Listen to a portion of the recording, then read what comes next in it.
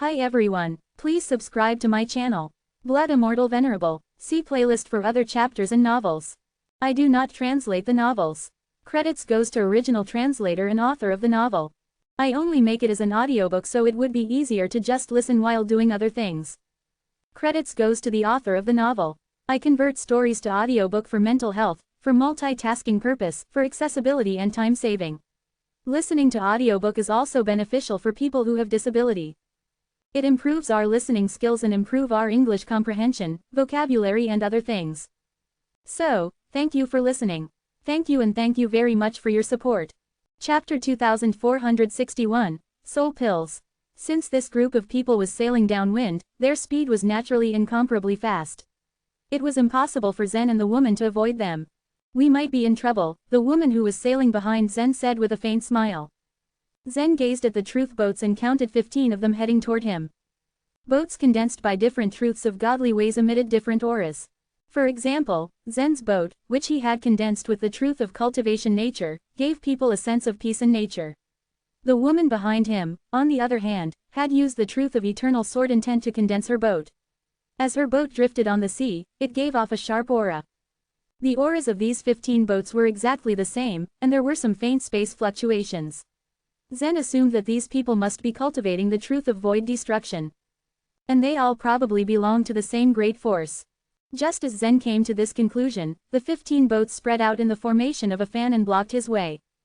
"Stop," said a robust figure standing on the truth boat right at the front. People wouldn't be able to see each other clearly in the sea of truth, but just from the vague figure of this person, Zen could tell that the person was very strong. Splash! Zen's truth boat slowly came to a stop.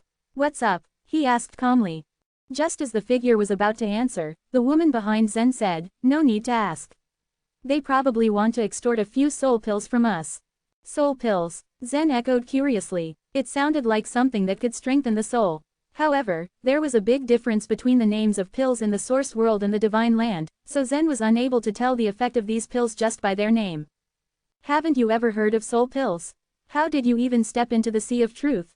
the woman asked, surprised by the confusion in Zen's voice. "Stop playing dumb. If you want to pass, each of you has to hand over 3 soul pills. Otherwise, you will die in the sea of truth today," the head of the group said coldly in an unquestionable tone. The woman behind Zen also assumed that he was playing dumb. In the source world, there were some pills that were specially used for souls, and the soul pill was one of them. If one's soul was not strong enough while they were crossing the sea of truth, they would need to rely on soul pills at critical moments. This was especially true when they broke through the 9 lines in the sea of truth. Every line was an obstacle. A few soul pills could prove to be the trump card that one needed to break through these obstacles. Such pills were common in the source world, but the materials used for refining the soul pills were very precious. Moreover, there was a grand demand for soul pills as every disciple would be given a few by their respective clan when they went to cross the sea of truth. Therefore, soul pills were hard to obtain. Bigger clans had abundant soul pills while smaller ones were usually short of them. Thus, the disciples of these weaker clans had come up with ways to get their hands on soul pills. For example, they often united in groups in the sea of truth and relied on the advantage of number to plunder soul pills from others sailing on the sea. If they came across disciples of the bigger clans, especially those who were sailing in big groups, they would naturally not make trouble for them. Truth boats which were sailing alone or in a small group of 2 or 3, like Zen and the woman, were their targets. "Hey, don't get in a fight with these people. They are a team. Give them a few soul pills, and we will be safe," the woman behind Zen urged him. Zen was both angry and amused at her words. "First, I don't know what soul pills are and I really don't have them. Second, even if I had them, I wouldn't pay your share too." The woman curled her lips in displeasure. "How could you be so heartless? Cut the garbage. You two should take out the soul pills as soon as possible. Then, I will let you go. Otherwise, you will die in the sea of truth. Ha ha." As the leader of the group spoke, he released his aura. It was obvious that he was preparing a soul attack. The other 14 people with him also began preparing for a soul attack. Almost all of the warriors who were in the first section of the Sea of Truth had just stepped into the sea not long ago. In terms of soul power, they were all at about the same level. Zen's soul of light far exceeded that of consummate true gods in the divine land. Even so, it would be difficult for him to deal with 15 souls of light banded together. As Zen faced the leader of the group, His expression slightly darkened. Die in the sea of truth. What can you do to me if I just leave? Back in the Abyss Demon region, Zen had stepped into the sea of truth with his physical body and smashed the boat of a warrior. Those warriors could temporarily leave the sea of truth and avoid falling into the sea. Haha, we have plenty of time. If you think you won't come back to the sea of truth, go ahead. But you'll definitely come back, and when you do, we'll be waiting right here. Another warrior in the group sneered. Of course, they weren't really going to stay here for the rest of their lives. However, most warriors in this situation would rather sacrifice some soul pills to buy peace, so they were confident that Zen would do the same. What they didn't know was that Zen really didn't have any soul pills with him. I really don't have any soul pills, Zen insisted honestly. You brat, you want to do this the hard way.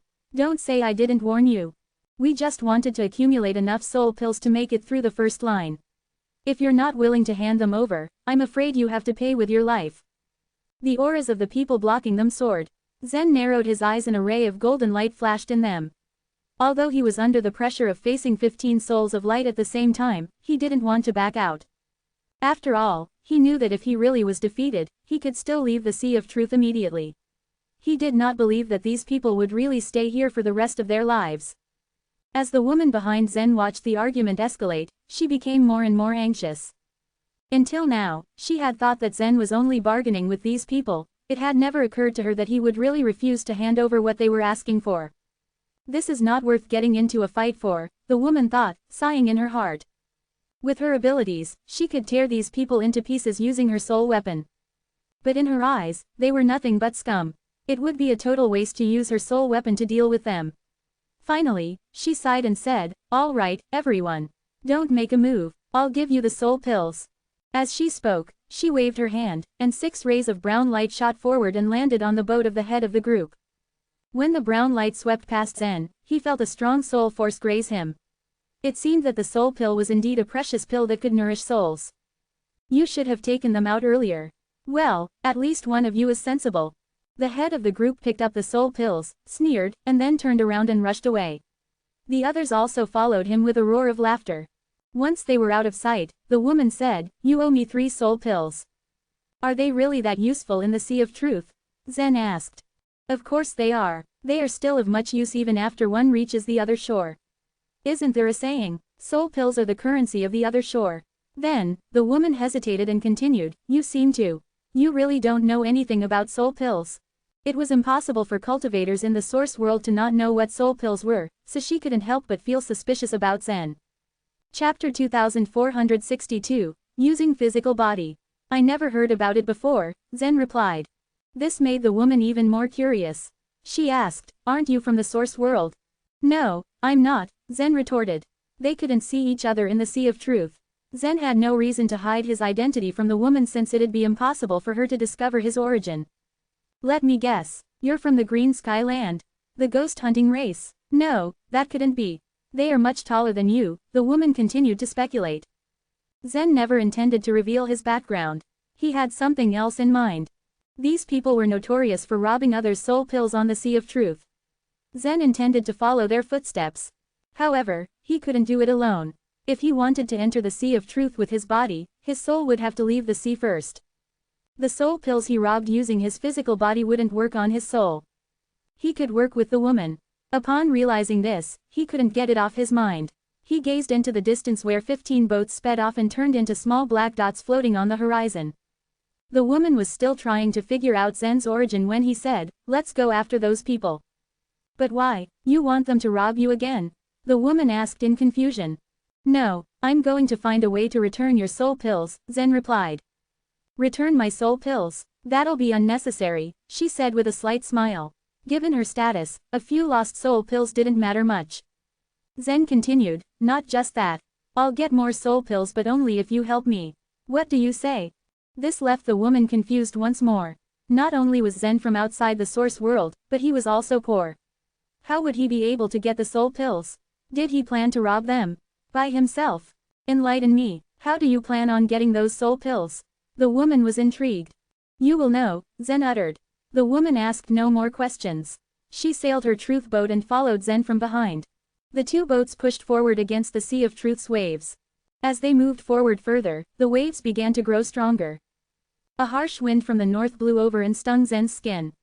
However, he continued to stand at the nose of his boat and follow the fleet up ahead with calm. I heard that people from outside the source world don't have the strongest souls. You seem different though. This is your first time entering the Sea of Truth and yet you seem unperturbed crossing the first section, the woman admitted with curiosity. Maybe, Zen replied. We're drawing nearer to the first line now, she reminded him. After they sailed a long distance, dense starlight and a cool chill soon enveloped the Sea of Truth. It's almost time, Zen said. You continue following those guys. I'll be back. What? Where are you going? The woman asked, stunned. Just wait for me. By the way, what's your name? Zen asked her. The woman hesitated a moment. I'm Dora, she said hesitantly. Obviously, she didn't give him her real name. The people sailing on the Sea of Truth were on alert. Dora, Zen repeated. He then asked number 9527 to drag him out of the sea. One way to quickly leave the Sea of Truth was by activating the illusion-breaking rune, but this method only existed in the source world. Zen's solution to this was to get the assistance of No. 9527. Buzz. With a tremble, Zen and his boat disappeared before Dora's eyes. Dora had no idea what he was up to, but she wanted to wait and see what happened next. Obediently, she continued following those guys and now drew nearer to the first line. Zen began to mutter an incantation upon leaving the Sea of Truth. Then, the girl with red eyes appeared beside him. His last encounter with the Sea of Truth was when she refined his body with her flames. He had tried to refine his body with fire numerous times before that. Why could he only get into the Sea of Truth at that time? Number 9527 was just as clueless. Even if number 9527 possessed the Chaos Ancient God's memory, it wasn't wiser than the latter. Now Zen wished to try again. Puff. The girl blinked and then red lotuses began to encircle Zen before covering him completely. The training tower might not be able to bear her flames. But she, a born fire controller, could control the heat to avoid burning the tower to ashes. The surface of Zen's body changed dramatically as the heat began to pour into him. Golden vortexes swirled all around him as the red lotuses that wrapped him earlier transformed into a red sea of fire. Zen quickly realized he had entered a unique state. He could sense that he could now enter the Sea of Fire with a step forward and return to reality with a step backward. There's no secret after all.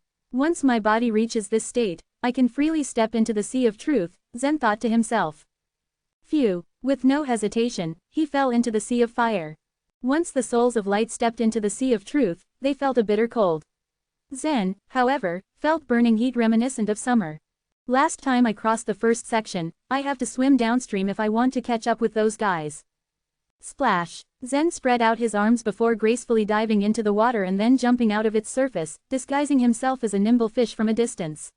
His speed was so astonishing that he managed to cross the first line within just a few seconds. Look, a fish from the other side of the first line is swimming towards us. Impossible. The two sides of the first line were two completely different worlds. I don't think that's a fish. I think that's a person. What? How? A fish moving at that speed was more believable than a person. The first line was an insurmountable bottleneck for almost all the consummate true gods. They had never heard of someone going back after crossing it with great effort. What was more shocking was that this person didn't sail a truth boat but swam in the sea, completely beyond reason for those on board. Those who wandered by the first line watched Zen leave with mouths agape. Chapter 2463, Robbery. For the majority of people, the 9 lines of the Sea of Truth proved to be enormous trials. Those select few with enough skill and expertise were the only ones able to traverse them in a single expedition. For this matter, the disciples of the great forces were provided with soul pills and soul weapons. As a result, they came prepared for the first line challenge. However, a majority of the challengers slowly wandered around the first line. Their souls needed to endure the trial of the wind first and acclimatize to it. It was because the Sea of Truth was known for its frigid temperature. Having done that, they cautiously approached the first line. Elvis Sao was in a good mood. He happily hummed a tune while navigating the sea on his truth boat. In the northern region of the pastoral continent, many forces finally offered their assistance. Because of this, more than 10 warriors had triumphantly achieved the truth of godly way. Elvis knew that he almost had no prospect of winning if he tried to travel the Sea of Truth alone. Hence, he needed over 10 people who were willing to participate in this quest. With this number, they could probably rival the disciples of the great forces. For him, this was an incredibly good chance to rob others. In the source world, the pastoral continent was not considered great. As a matter of fact, it was almost insignificant. Its northern region was dreadfully bleak and deserted. Fortunately, there was an exceptionally powerful other shore realm warrior who appeared in the northern region of the pastoral continent. In the middle of the continent's largest mountain, the warrior left a heavenly space inscription. The heavenly space inscription greatly helped people who wished to learn and develop the truth of void destruction. They found that it became a whole lot easier to master it as they stood under the inscription. Therefore, the heavenly space inscription enabled most of the warriors of the pastoral continent to step into the Sea of Truth. The Sao clan was one of the biggest clans living in the northern region of the pastoral continent. Elvis Sao was only able to procure 2 soul pills from the clan before he stepped into the Sea of Truth. He was one of the lucky few, for some of the people who came with him did not even have 1 soul pill. Among all of the people who joined this quest, Elvis was undoubtedly the best of them. It was only natural that he became their leader. More than 10 warriors usually banded together to plunder soul pills from those who journeyed through the sea alone. The soul level competition barely expended any energy from them. Even a talented member of the elite force would have a difficulty in fending off attacks from more than 10 people. Despite what they did, Elvis only ever asked for 3 soul pills from each of their targets. Almost every single one of those people chose to relinquish their soul pills instead of fighting back. Anyway, 3 soul pills were only a small price to pay to avoid further inconveniences. Within a short period of time, Elvis already plundered plenty of soul pills from lone travelers. As soon as they gathered an adequate amount of soul pills for all of them, they decided it was time for them to take on the challenge of the first line. I don't know if you have noticed, but that woman appears to follow us this entire time, Elvis. Do you think she's planning to retaliate? The man who stood behind Elvis murmured. There was a possibility that in their rage, someone who was robbed brought their comrades with them for revenge. Some of those lone travelers probably belonged to the great forces. It was clear that they had no chance of winning against Elvis and his men if they tried to retaliate on their own.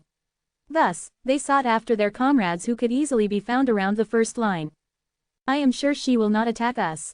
If she is really out for revenge, we can leave the Sea of Truth for a while. These people's time is more important than ours. There is no way they will waste their days just waiting for us to return, Elvis replied nonchalantly. And haven't you noticed that she is really a very powerful person? I have no idea what kind of soul weapon she possesses, but I am sure it will not be difficult for her to overpower all of us. Are you serious? She can take on all of us? That is impossible, another man exclaimed in surprise. For people like her, we are nothing but beggars. A few soul pills wouldn't mean much to her, Elvis answered with a sigh. Indeed, it is widely known that the northern region of the pastoral continent is terribly poor. Unlike other continents, we don't have any great forces we can count on. We only have ourselves, muttered another person. Yes, it's only fair that we rob them. They have too much, anyway. When I reach the other shore someday, I'll be sure to overcome them all. Elvis declared callously. A malevolent expression shone in his eyes. He was proud of his ambition. He knew that he could only advance further as long as he was zealous enough. Elvis desired to turn his ambition into power someday. This power could propel him forward and enable him to reach the other shore. I wonder where the other guy went. It's highly likely he left the Sea of Truth, right? A member asked. That guy seemed like an incredibly stupid person. I am surprised he was able to enter the Sea of Truth. Fortunately for him, someone covered his share of soul pills, Elvis replied as he waved his hand hastily. Anyone who wished to enter the Sea of Truth should know about the importance of soul pills. Those people who traveled the sea and had no idea about them were sure to fail in their attempts. Everyone, man your posts and get ready. We are nearing the first line. Approximately 10 miles from it, the course of the wind will change and become even stronger. Elvis ordered his team. All of a sudden, someone yelled, Elvis! There seems to be a fish heading towards us.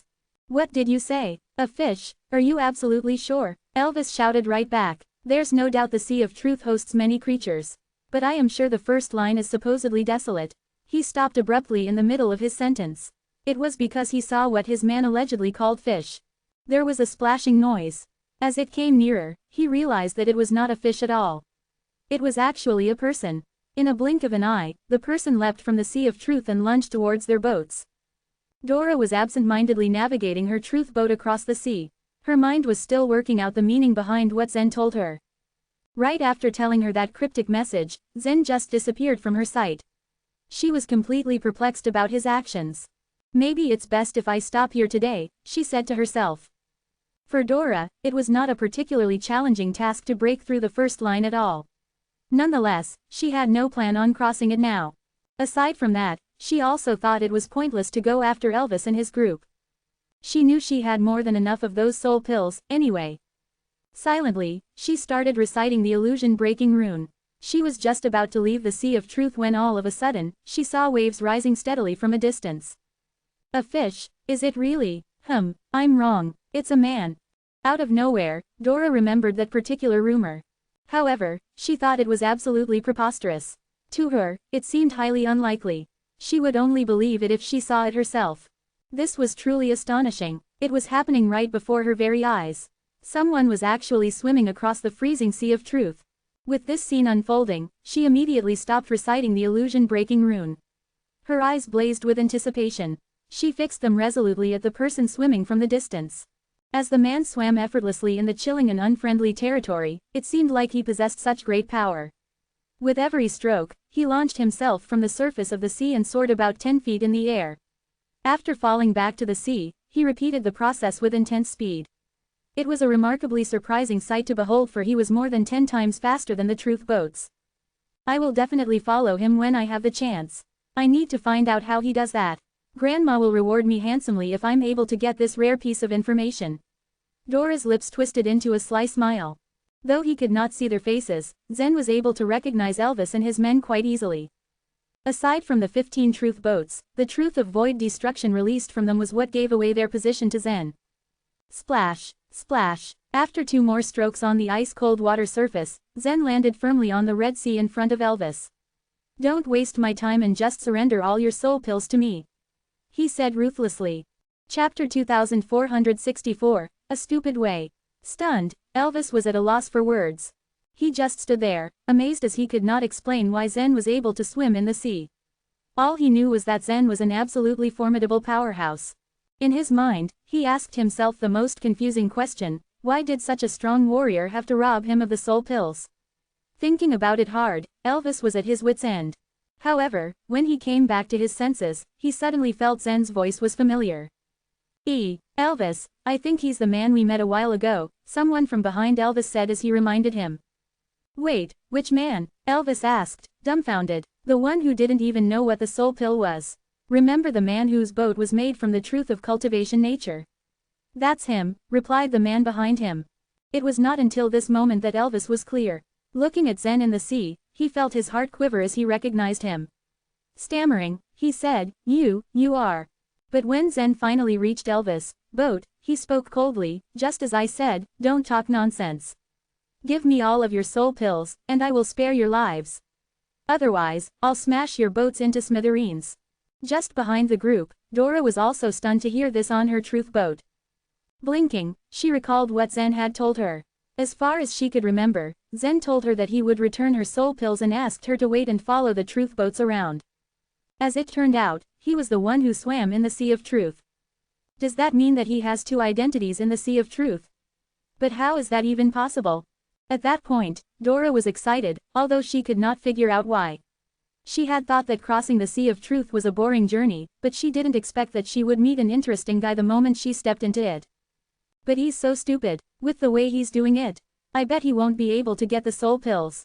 However, I can help him if necessary, she suddenly thought to herself. Meanwhile, Elvis and the rest of his group felt threatened by Zen's presence, so they kept silent for a while as they tried to figure out what to do. To them, their soul pills were as precious and important as their lives, for they had risked everything just to obtain them. In fact, they were the guarantee for them to cross the Sea of Truth. For a long time, they had wandered around the first section. It was actually quite worse than killing them if they were to give up the hard-to-obtain soul pills. Sir, we're sorry, it was our fault. How about I return 6 soul pills? Elvis sounded shy, the complete opposite of what he was before.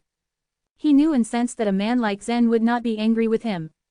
As for the soul pills, he thought that Zen would receive many of them all because he was able to swim in the Sea of Truth. But to his surprise, Zen really didn't have any other way and option to get the soul pills. Afterwards, he continued to threaten them by saying, I don't want to repeat what I just said. How about this? Since there are 15 of you in total, you offer me 3 soul pills each.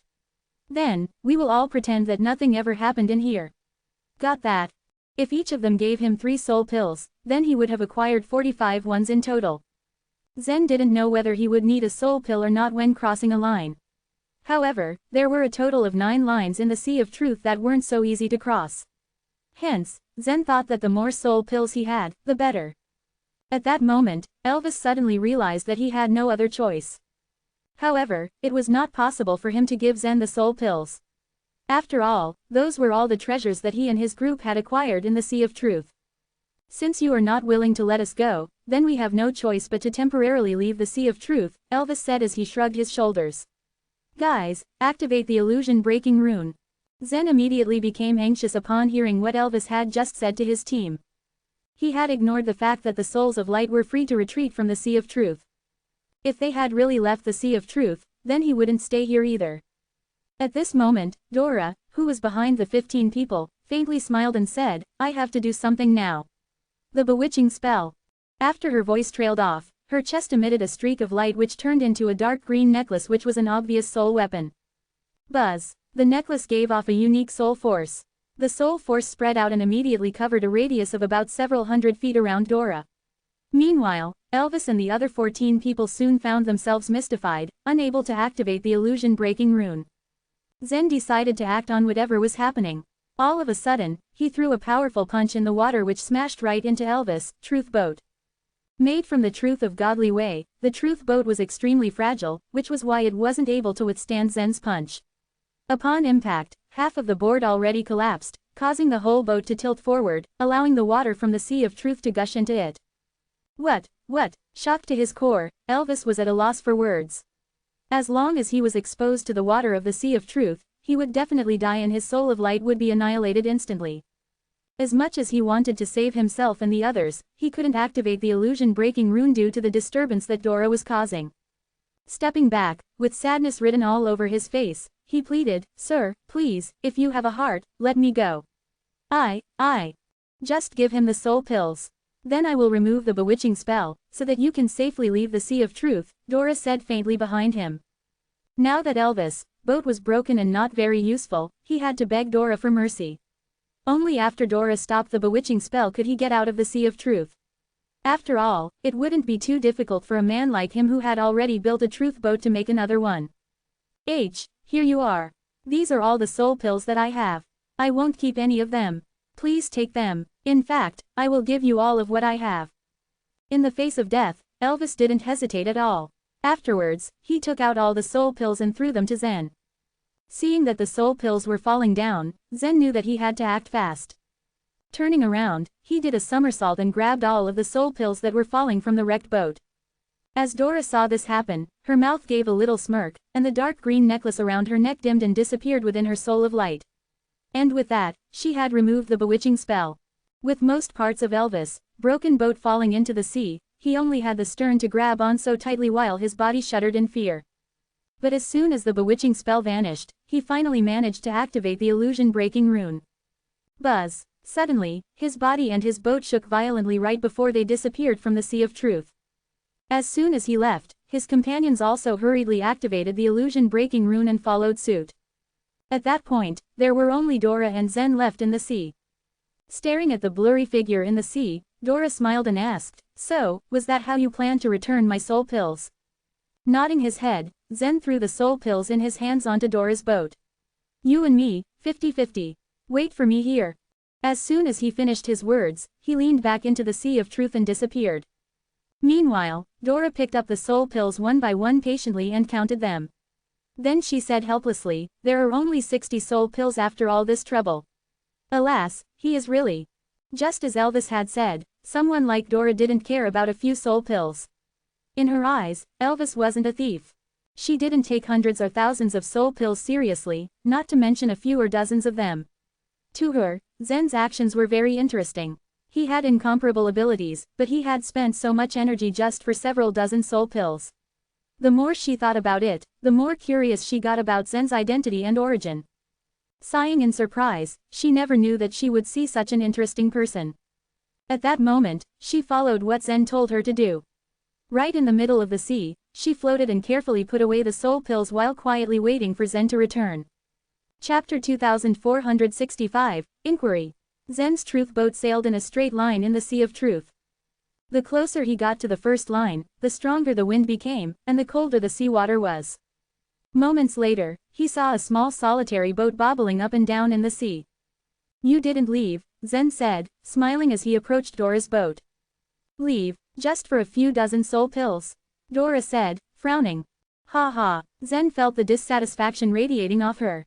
He couldn't place an accurate estimate on the value of the soul pills, but they were of great importance to him now. Dora was not angry with Zen. She had already guessed Zen's identity, albeit vaguely. He was not from the source world. He knew only a little about the sea of truth and the other shore. He hadn't even realized his own potential. Even Dora didn't know what Zen could do. But when the news had spread from the Oneness Sky Palace, she had seen the expression on her grandma's face. She had never seen her grandma so surprised before. And now that she had met Zen, she wouldn't miss this chance. "Well, here you go." Saying this, she threw all the soul pills to Zen. Zen took the pills, counted them, and said, 60 soul pills. "As I said, I'll take half of these. 30 are for you." Zen knew that there was a fatal flaw in his plan. If they withdrew from the sea of truth, he wouldn't be able to do anything to them. And if Dora hadn't stopped them from using the illusion-breaking rune, he wouldn't have obtained these soul pills. Dora didn't refuse Zen. Though she didn't care much for the soul pills, she was afraid he would bear a grudge if she rejected them. Once the soul pills were divided, they continued to drive their truth boats forward on the sea of truth. "You haven't told me your name yet," Dora asked. Zen threw her a look but decided to be honest with her. "My name is Zen Luo," he said. The source world was an unknown field to him and he thought that no one had ever heard of him there. "Zen Luo, your surname is very rarely heard of," Dora muttered. Zen was not surprised by Dora's reaction. After the Nine Li race had disappeared from the Divine Land, the indigenous people's culture had become different from that of the source world. Their names and surnames were examples. At this, an idea occurred to Zen. He thought for a while before asking, "Can I ask you something?" "Go ahead," Dora said, nodding. "Did anything important happen in the source world during these past few years?" Zen asked. After the Divine Land had left the source world, it had become an isolated island, completely closed to the news of the source world. Zen had tried to read Nicholas's memories. Nicholas had been in the sea of truth for so long and had built up a group of contacts, so he must have known something about the source world. It was quite possible that he had paved a way for himself in the source world. But the memory flames only recorded memories within the Divine Land.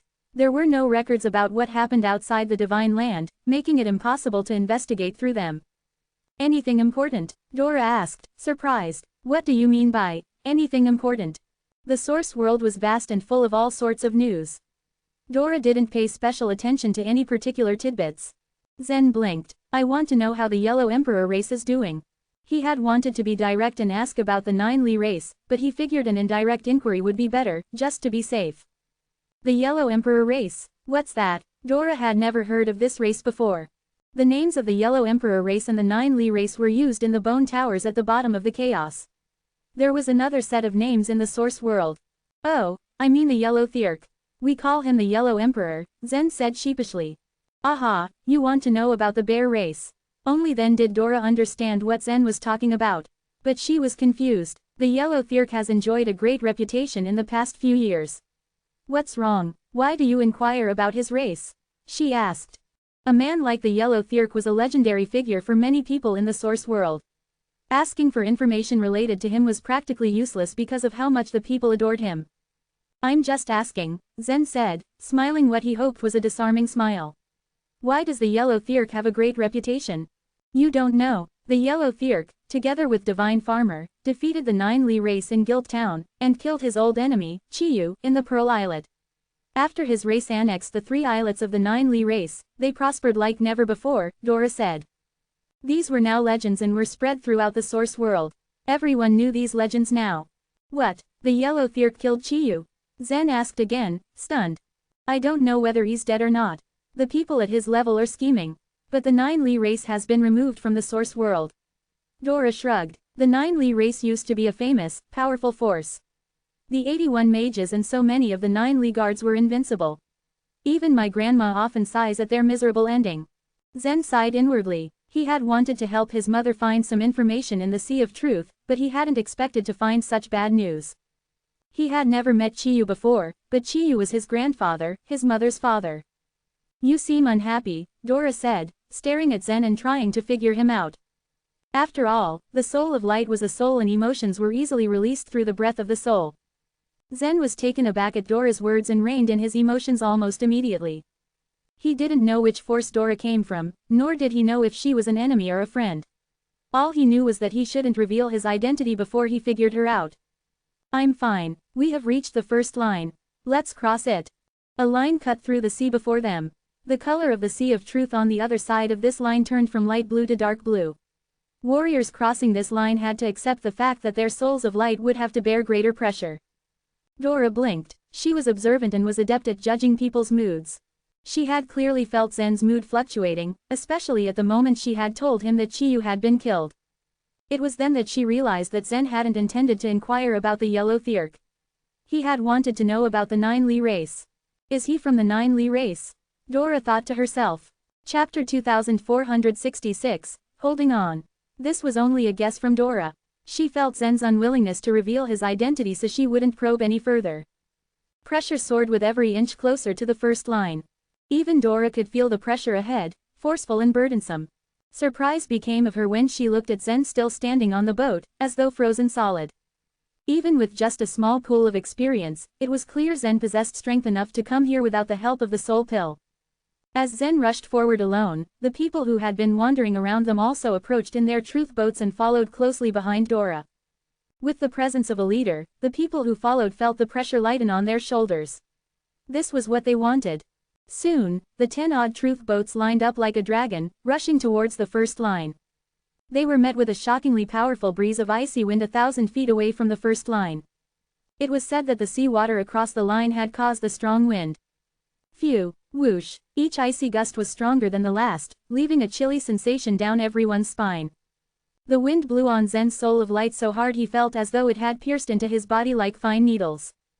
To pass the sea of truth in the form of soul of light is indeed more difficult than to do it in the form of a corporeal body.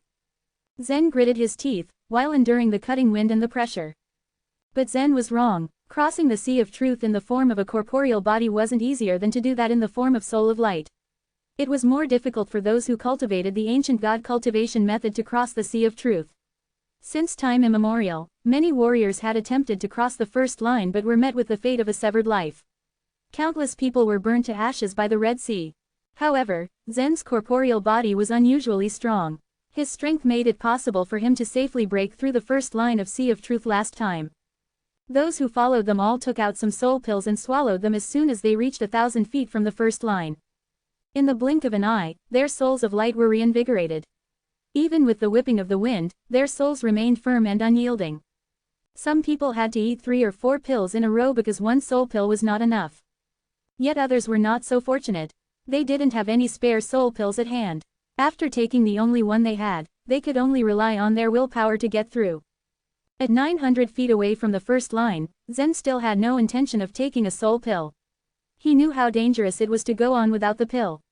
Still, he tested how long he could endure what seemed to be an insurmountable mountain. When all that stood between them and the first line was a distance of 800 feet, some people could not hold on any longer.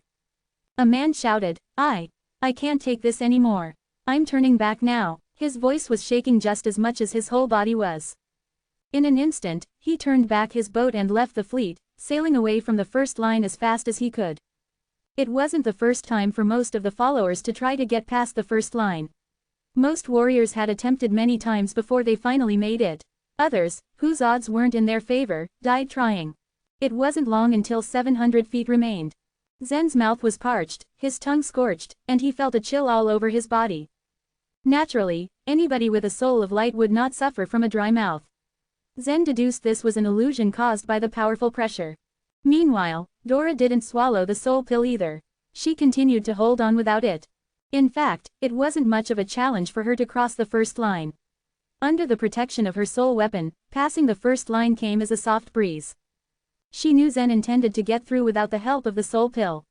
She wanted to know whether her soul of light was more powerful than his. It was no surprise that she felt just as much pressure as Zen did. They both gritted their teeth and clenched their fists as they got closer to the first line. By the time they were 500 feet away, 6 people had given up and left the fleet. Others, whose willpower stayed kindled, continued taking soul pills to help them get through. Alas, this replenished power was quickly weakened under the pressure brought by the winds and the sea of truth. Arg! At this moment, a guy held his head and screamed painfully. Heads turned to him. The man went mad under great pressure and his truth boat cracked. Use the illusion-breaking rune to get out of here. Someone urged him. By this time, it was evident in the man's face that all he wanted was the calmness of solid ground. Your mind has been invaded, and even your truth boat is broken. Oh, no, he can't hear our voices now. The madman had no way to turn. He couldn't use the illusion-breaking rune to leave Sea of Truth. Crack! As the man's truth boat cracked and gave way, he sank into the Sea of Truth. Never to be seen again. With a touch of the sea water, his soul of light vanished like a small ember dying in a raging snowstorm. We've lost another one to the Sea of Truth. Dora pursed her lips as she watched, her heart beating rapidly. She had heard of the countless people who had died in their attempt to pass the Sea of Truth. Nonetheless, she felt different when she saw it with her own eyes, like all hope had just been lost. Zen stood still at the bow of the boat with an unchanged expression. He was aware of what had happened behind him. Still, he stayed unfazed because he had experienced too many disastrous things in his life. This was nothing different. Cultivation was never easy. Embarking on the path of practicing martial arts, cultivating the godly way, and then reaching the other shore realm. Countless creatures died trying to make it to the next level. The only difference was, the warriors in universes were secondary creatures. But they were living creatures too, possessing their own wisdom and souls. Was there any difference between them and these people from the divine land and those from the source world? The stronger the pressure Zen faced, the more determined he became. His soul of light was strong like a rock. He stood firmly on the boat and wholeheartedly drove the boat against the waves. 300 feet to go. The dividing line in the distance was clearer to him than ever before. I'm still not going to take the soul pill, Dora thought, clenching her teeth. She was stubborn and determined to get past without it. In the source world, a maid hurriedly rushed out of the magnificent palace and shouted anxiously, "Oh, my goodness! Princess Dorothy, it seems that Princess Dorothy is suffering a great disaster." At the sound of her screams, 3 streams of light immediately shot towards the palace. Dorothy has just entered the Sea of Truth. No one within the first 3 lines can harm her, let alone the first line. What nonsense are you talking? Shouted a burly man who was visible in the first flash of golden light. Let's get inside first. In the second golden light was the figure of a tall, beautiful woman. The person in the last golden light said nothing and rushed directly into the palace.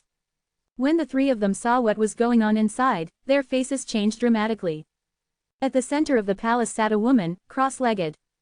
The woman was extremely beautiful and naturally gave off a stream of elegance. Her features were as perfect as if she had come from a painting. Her entire body was as flawless as a perfect piece of jade. Just as the maid said, Dorothy didn't look good. Her body trembled, and her face looked extremely pale. She bit her lip so hard it was bleeding, and dark red blood flowed out from the corner of her mouth.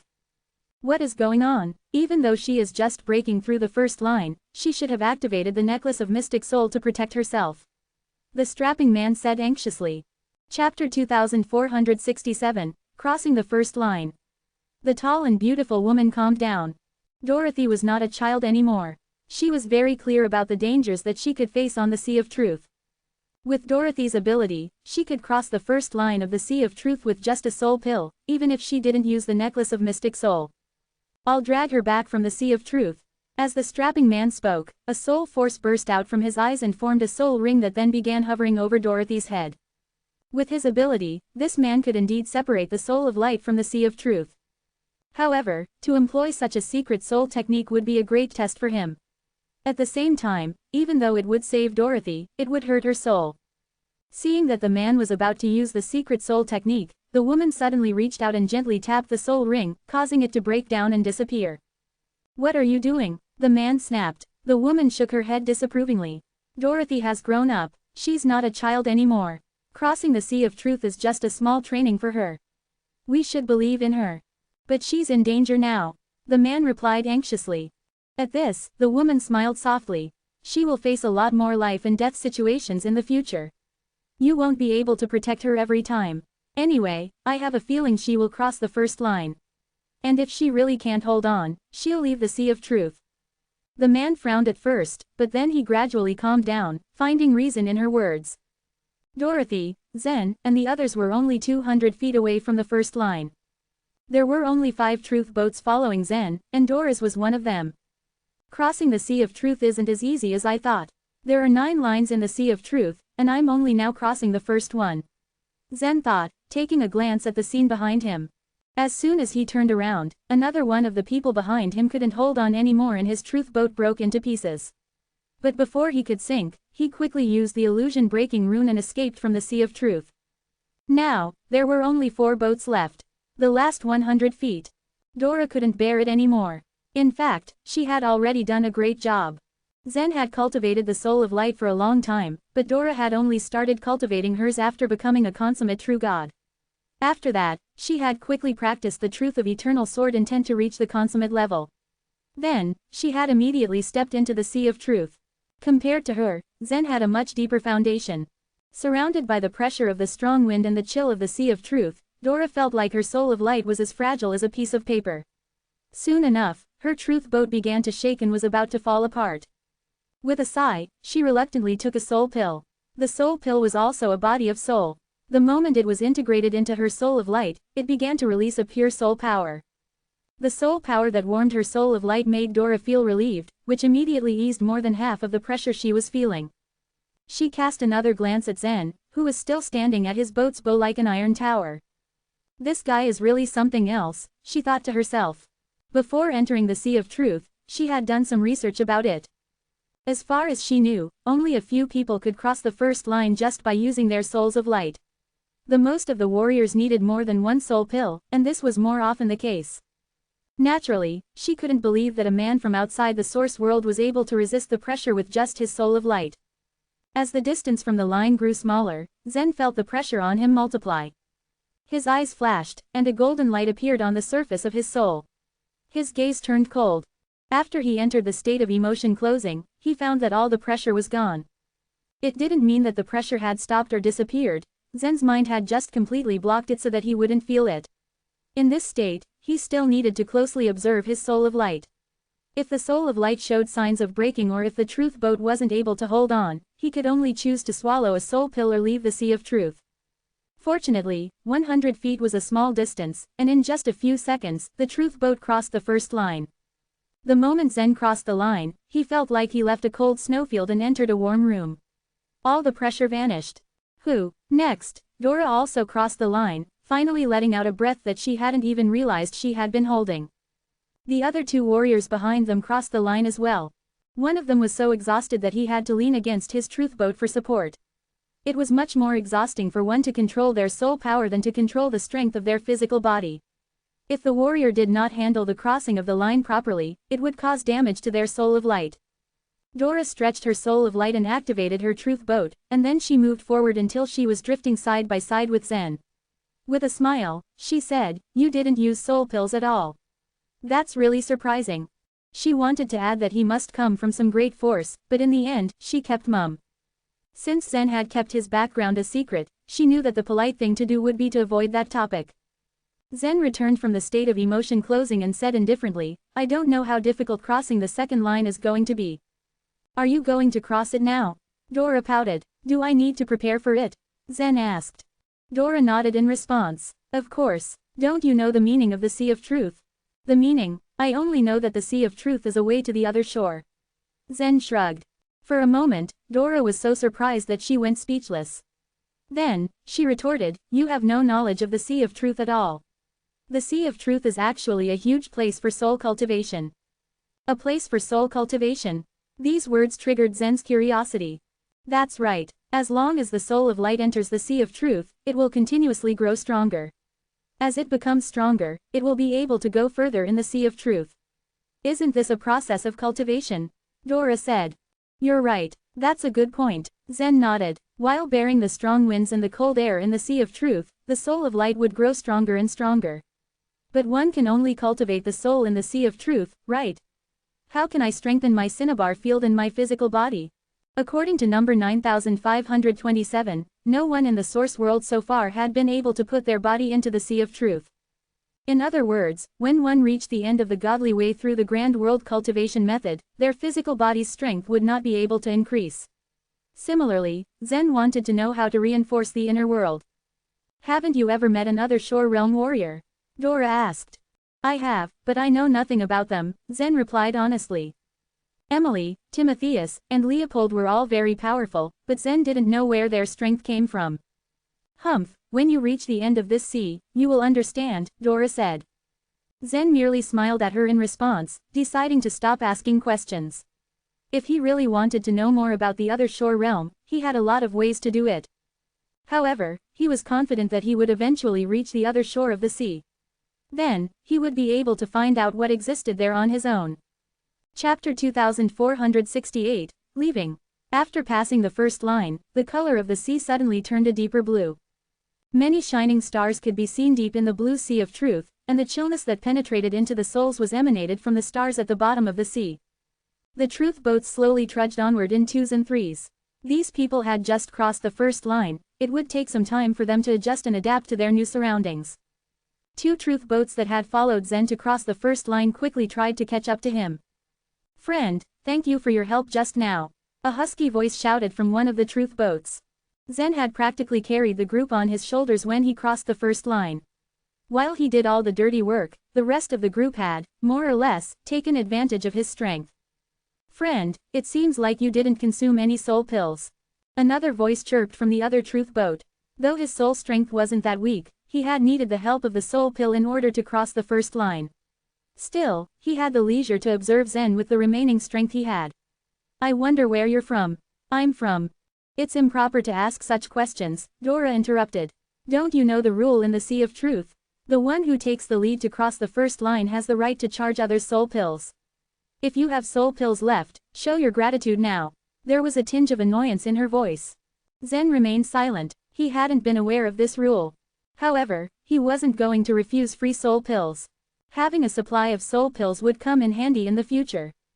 While he was able to cross the first line without using the soul pills, he didn't know if the case would be the same for the second or third line.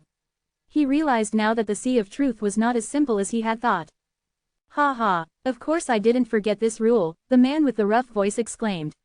With a gentle wave of his hand, 3 soul pills flew towards Zen. The other man gave Zen 5 soul pills. It was obvious that they both wished to befriend Zen.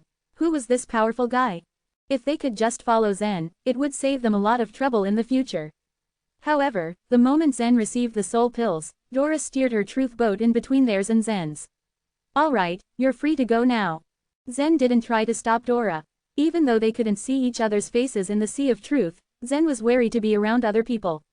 He knew too little about the source world. Saying the wrong thing might cause great trouble for the divine land. When the two men saw that Zen wasn't defending them, they drifted off in another direction in a huff. You haven't answered my question yet. Are you going to go for the second line? If you want to give it a try, I can keep you company, Dora offered. Zen pondered this for a while, but eventually shook his head. He had been in the training tower for some time now. Even though the time flow rate was faster inside the training tower, a considerable amount of time had passed in the outside world as well.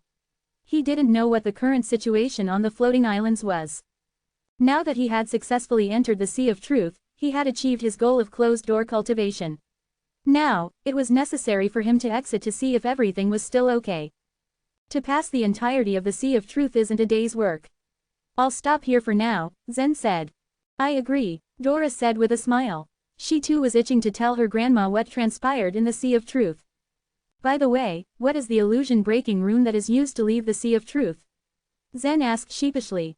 Up until now, he had to rely on number 9527 to exit the Sea of Truth. Although number 9527 lived inside his body, he didn't want to trouble it every time. How could you not know the illusion-breaking rune? How did you manage to leave just now? Dora was puzzled. Although she was aware that Zen knew very little about this place, she was aghast that he didn't know the illusion-breaking rune. Zen smiled but didn't respond. He couldn't admit to her that he was usually taken out of the Sea of Truth forcefully by no. 9527. Suddenly, a sharp sword materialized between Dora's eyebrows and shot toward him. It looked like some kind of soul attack, but Zen wasn't alarmed. He was sure that Dora didn't have anything against him, so he didn't even flinch. When the sword reached Zen's eyebrows, he felt no pain. Instead, information seemed to flash before him. He now knew how to use the illusion-breaking rune. Zen was somewhat stunned. It's interesting how Dora used a soul attack to send messages. Then, Zen focused on learning how to use the illusion-breaking rune. He soon realized that theoretically, the spell was not complicated. The illusion-breaking rune was, as the name implied, meant to take someone out of an illusion. However, the Sea of Truth wasn't just any illusion. Zen wondered if the spell would work. Once he understood what to do, he noticed there was a small soul mark hidden in the energy. Before he could ask, Dora pleaded, "Please don't erase that soul mark." "What's this for?" Zen asked. "I just want to be informed when you enter the Sea of Truth next time," she said guiltily. She was well aware that it was impolite to leave a mark on another person's soul. Zen frowned slightly, feeling somewhat displeased. To him, it wasn't that big of a deal if the soul mark was only to track his position inside the Sea of Truth. However, if it could locate him in the Divine Land, that would be troublesome. "What do you think, number 9527? Zen queried after some thought. "It's just an ordinary locating mark. It's impossible for her to find you across the chaos, at least not with her current ability," number 9527 replied calmly. "Well then," Zen shrugged. He figured it wouldn't do him much harm. "Fine then," he said to Dora. "I won't erase it." After all, Dora knew much more about the Sea of Truth than he did. If she could tag along, she could possibly save him the trouble of navigating alone. After promising to keep the soul mark, Zen proceeded to try to use the illusion-breaking rune. It wasn't difficult for Zen to grasp the fundamentals of the illusion-breaking rune, and he successfully used it in his second attempt. It felt as though he had triggered something in the Sea of Truth, causing it to collapse in front of him. This was vastly different from being forcibly taken out by 9527. Because Zen had left, Dora followed suit shortly thereafter and left the Sea of Truth. Whoosh! Dora blinked. She was back in the palace. "Thank goodness, you're finally back," Adamar shouted with excitement. Although Dora's body had returned to normal after she crossed the first line, he had still been very worried about her. Seeing her come to her senses was such a relief to him. "Am I that weak in your eyes?" Dora said with a pout. Adamar turned red with embarrassment and let out a howl of laughter. The tall, beautiful woman beside him asked, "Dorothy, did you try to cross the first line with your own strength?" Dorothy nodded wistfully. "I failed. I ended up using a soul pill." The woman nodded as though her suspicions were confirmed. "Don't worry, there's no need to get ahead of yourself. Very few warriors at your age can cross the first line without the help of the soul pills." Dorothy's eyes gleamed, and her lips turned up into a wide smile. "I happened to meet one today." Chapter 2469, The Truth Theurgy. "Really, did you actually encounter such a person?" the woman asked, her beautiful face registering her surprise. Adamar said, "It's not a big deal. The Sea of Truth is just the beginning. He can break through the first line most probably because he had stayed there for a long time. However, it is the first time that you entered the sea. If you had stayed in the Sea of Truth for longer, you would have been able to cross it without using a soul pill, as well." Dorothy blinked her eyes in wonder and commented, "But it's also his first time to enter the Sea of Truth." "That's amazing, indeed." The beautiful woman, Felicity, nodded with a smile. "I wonder which clan he hails from, since he is even better than you." She did not expect Dorothy to shake her head and say, "That's not all. Have you heard the rumor from the Oneness Sky Palace, Aunt Felicity?" "What rumor?" Felicity asked. "About that man who swam in the Sea of Truth," the other replied. Felicity's eyes flashed, and she nodded, her expression becoming serious. According to the rumor from the Oneness Sky Palace, someone succeeded in swimming in the Sea of Truth. Outsiders knew nothing about it, but the rumor attracted considerable attention within such a small area. Many people were skeptical about the rumor. No matter how powerful a soul of light was, it would completely disappear once it fell into the Sea of Truth.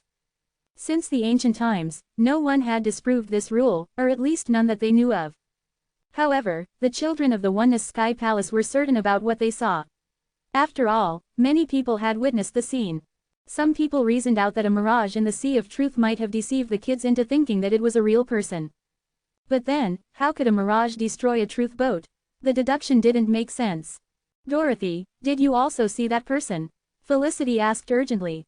Beside her, Adamar had his mouth wide open in shock.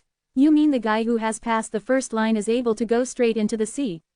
If his soul of light could really enter the sea of truth and not melt, doesn't that mean that he could do whatever he wants in the sea?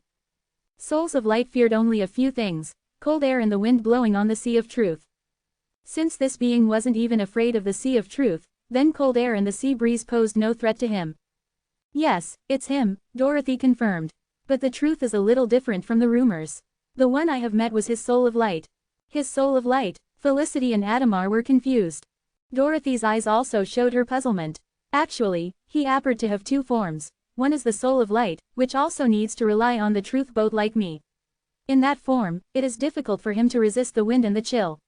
Therefore, when he rushed to break through the first line, he faced tremendous pressure. Meanwhile, his other form can enter the sea of truth, not as a soul of light, but as a corporeal body. Zen's forms would have been quite unimaginable for Dorothy if she hadn't seen them with her own eyes. She formed such hypotheses based on her intuition. Then she told them what she had seen on the sea of truth. Enter the sea of truth with his physical body. Felicity's face showed her growing amazement and surprise. Her mind could not grasp what it meant to enter the sea of truth with one's physical body. Adamar said, "I'm afraid we have to report this to the palace leader." Just then, a wizened voice resounded from above the palace. Dorothy has done an excellent job. It was believed that in the remote ages, warriors didn't rely on boats to cross the sea of truth. Those who reached the other shore using the ancient god cultivation method didn't enter the sea with their souls, but with their corporeal bodies. Therefore, the ancient gods crossed the sea with their bodies instead of their souls of light. For some unknown reason, corporeal bodies couldn't enter the sea of truth starting at some point, and the ancient gods gradually declined. Eventually, the grand world cultivation method appeared, and warriors began to cultivate souls of lights to cross the sea of truth and reach the other shore. "Grandma," Dorothy called out. An old woman with a hunched back slowly entered the palace gate. "Greetings, madam." Felicity and Adamar offered their salutations to the old woman. The palace leader nodded and said, "If Dorothy didn't see it with her own eyes, I would not have believed that someone could even try to reach the other shore with a physical body." The palace leader had some knowledge of what had happened in the remote ages, but the real reason behind the failure of the warriors to reach the other shore using the ancient god cultivation method was unknown to her. "Did that person reveal his identity?" the palace leader asked. Dorothy shook her head and said, "He is not of the source world. He had no knowledge of the basics like soul pills or the illusion-breaking rune." Despite its mysterious nature, the illusion-breaking rune was a basic soul skill in the source world that should be mastered by everyone before entering the sea of truth. "He is not from the source world." The eyes of the palace leader narrowed. Small races and forces were scattered in the chaos outside the source world. She would have to search within a broad area if she wanted to find where he came from. Yes, he once asked about the war between the Nine Li and the Bear races, and he was very concerned about Chiyu's life and death, Dorothy recalled. He cared about Chiyu's life and death. "Is he a member of the Nine Li race?" Adamar blurted out. Felicity rolled her eyes and said, "It's hard to make a conclusion just based on that." The palace leader nodded in agreement. "Indeed, it is difficult to conclude anything with only this clue. If he really could enter the sea with his physical body, then Dorothy would gain a lot by following him. As for myself, I must go to the floating mountain to determine what it means to enter into the sea with one's physical body." Dorothy was the apple of the eye of the whole palace, so everyone was hoping that she could make it out of the sea of truth alive and safe. Dorothy tilted her head, lost in thought for a moment, and suddenly asked, "Grandma, do you have a truth theurgy of the truth of cultivation nature? What do you need it for?" the palace leader inquired with some confusion. Dorothy had cultivated the truth of eternal sword intent. Naturally, she didn't need a truth theurgy of the truth of cultivation nature. "That person is practicing the truth of cultivation nature," Dorothy replied. "I noticed that he didn't know anything in the source world. If, by any chance, he doesn't have a truth theurgy, then I want to supply him with one." The palace leader nodded slightly. "Although the warriors of our palace mainly cultivate the truth of eternal sword intent, we still have several truth theurgies about other cultivation methods. I shall ask Adamar to bring one of them for you." Dorothy's guess was correct. What she asked for was indeed something that Zen lacked. After the Nine Li race was eliminated from the Divine Land, virtually no truth theurgy was left. Even if some of them had been preserved, no one could cultivate them because of a precondition for its cultivation, a complete understanding of a truth of godly way. Actually, the non-combat zone, which Harper created using his truth of goodwill and malice, had been a truth theurgy, and Nicholas's dark light world transformation was another truth theurgy. Back then, Nicholas had strived extremely hard to obtain this theurgy from the Sea of Truth. After retreating from the Sea of Truth, Zen heaved a long sigh of relief. True, he was able to withstand the sea's pressure, but that kind of pressure would have stayed with him for as long as he was within the sea. Upon his retreat, the pressure bearing down on his soul of light totally dissipated, leaving him completely relaxed. Chapter 2470, The Changes in the Divine Land. In the fairy place, Augustus looked at Zen from head to toe as if he was sizing up a stranger. After Zen understood the full meaning of the truth of cultivation nature, his soul of light had suddenly been enhanced. Moreover, he learned that the Sea of Truth was a place for cultivation which could greatly improve his soul up to a higher level. After he left the Sea of Truth, Zen's temperament had also changed. His eyes retained their sharpness, but his features looked very natural now. "Hey, you finally came out, Zen," Augustus uttered as he came closer to Zen. "Hey, what's wrong?" Startled, Zen could not help but ask as he wondered if anything big happened during his training. "Nothing, I just wanted to know if the Sea of Truth is interesting at all." "So, is it?" Augustus grinned and asked. But as a response, Zen only gave him a glare before walking straight towards the middle hall of the fairy palace. Meanwhile, inside the middle hall, Mike was looking up at the ceiling with his hands clasped behind his back, showing a touch of sadness that drifted across his face. Suddenly, there was a noise near the door. Mike turned his head to see what it was and saw his son standing at the door. Upon his seeing his son, the sadness in his face instantly vanished. "Zen, you've come out. Congratulations. You have mastered the complete truth of godly way." Back in his less stressful days, Mike also thought about the truth of cultivation nature. However, his cultivation progress was a tad bit slower than Zen's. In the source world, holy beings didn't exist, but he had lived countless times longer than Zen. Experiencing more things than Zen, he had a broader vision, which gave him an advantage over Zen with regards to the comprehension of the truth of cultivation nature. Of course, if Mike wanted to enter the Sea of Truth, he also needed some opportunities. Somehow, even though the sadness on his face only lasted for a second, Zen keenly captured it. "Father, what happened? What choice did the Moon Clan make?" Narrowing his eyes, Mike answered, "Word came from the floating islands that the Moon Clan had already left there." "What, they have moved out of the floating island?" Upon hearing his response, Zen raised his eyebrows slightly. To which Mike replied by nodding his head. Although the Luo clan had no members in the Time Sea, it still wasn't too difficult to plant some informers in the area so that they could easily get and harvest news from there. On the other hand, the Moon Clan was regarded as one of the most powerful and ancient clans in the Time Sea, that it had been on the top 3 for countless years in a row. But just a few days ago, the Moon Clan abandoned the floating island that they had been running for many years, causing all of their members on the island to retreat and relocate. The news had shocked all of the constituents of the Time Sea. Thus, the clans that ranked first and third had both left the floating islands. All the people of the Moon Clan had returned to the hidden tree. "It only means that they've chosen us," Zen said monotonously. All of a sudden, a trace of meaningful light seemed to flash across Mike's eyes as he said, "They didn't choose us. They just chose not to give in." Anyhow, it was impossible for the Moon Clan to compete with the strong warriors at the other shore realm. All this time, Mike didn't tell them the existence of the people of the other shore realm outside the Divine Land, pressuring the Moon Clan into making such a choice. However, Samuel didn't have it easy for making a clan that had been powerful for many years and the holy beings to submit. "This should be good news for us," Zen said, blinking his eyes. "But why were you so worried a while ago?" Sighing, Mike replied, "The Sword Clan told us that Harper was killed." "Master Harper was killed?" Upon hearing Mike's news, Zen could not help but freeze in disbelief. Harper was a very important person to the Divine Land. Back then, he was the reason why Zen was able to change the direction of this ship of the Divine Land, avoiding the crash.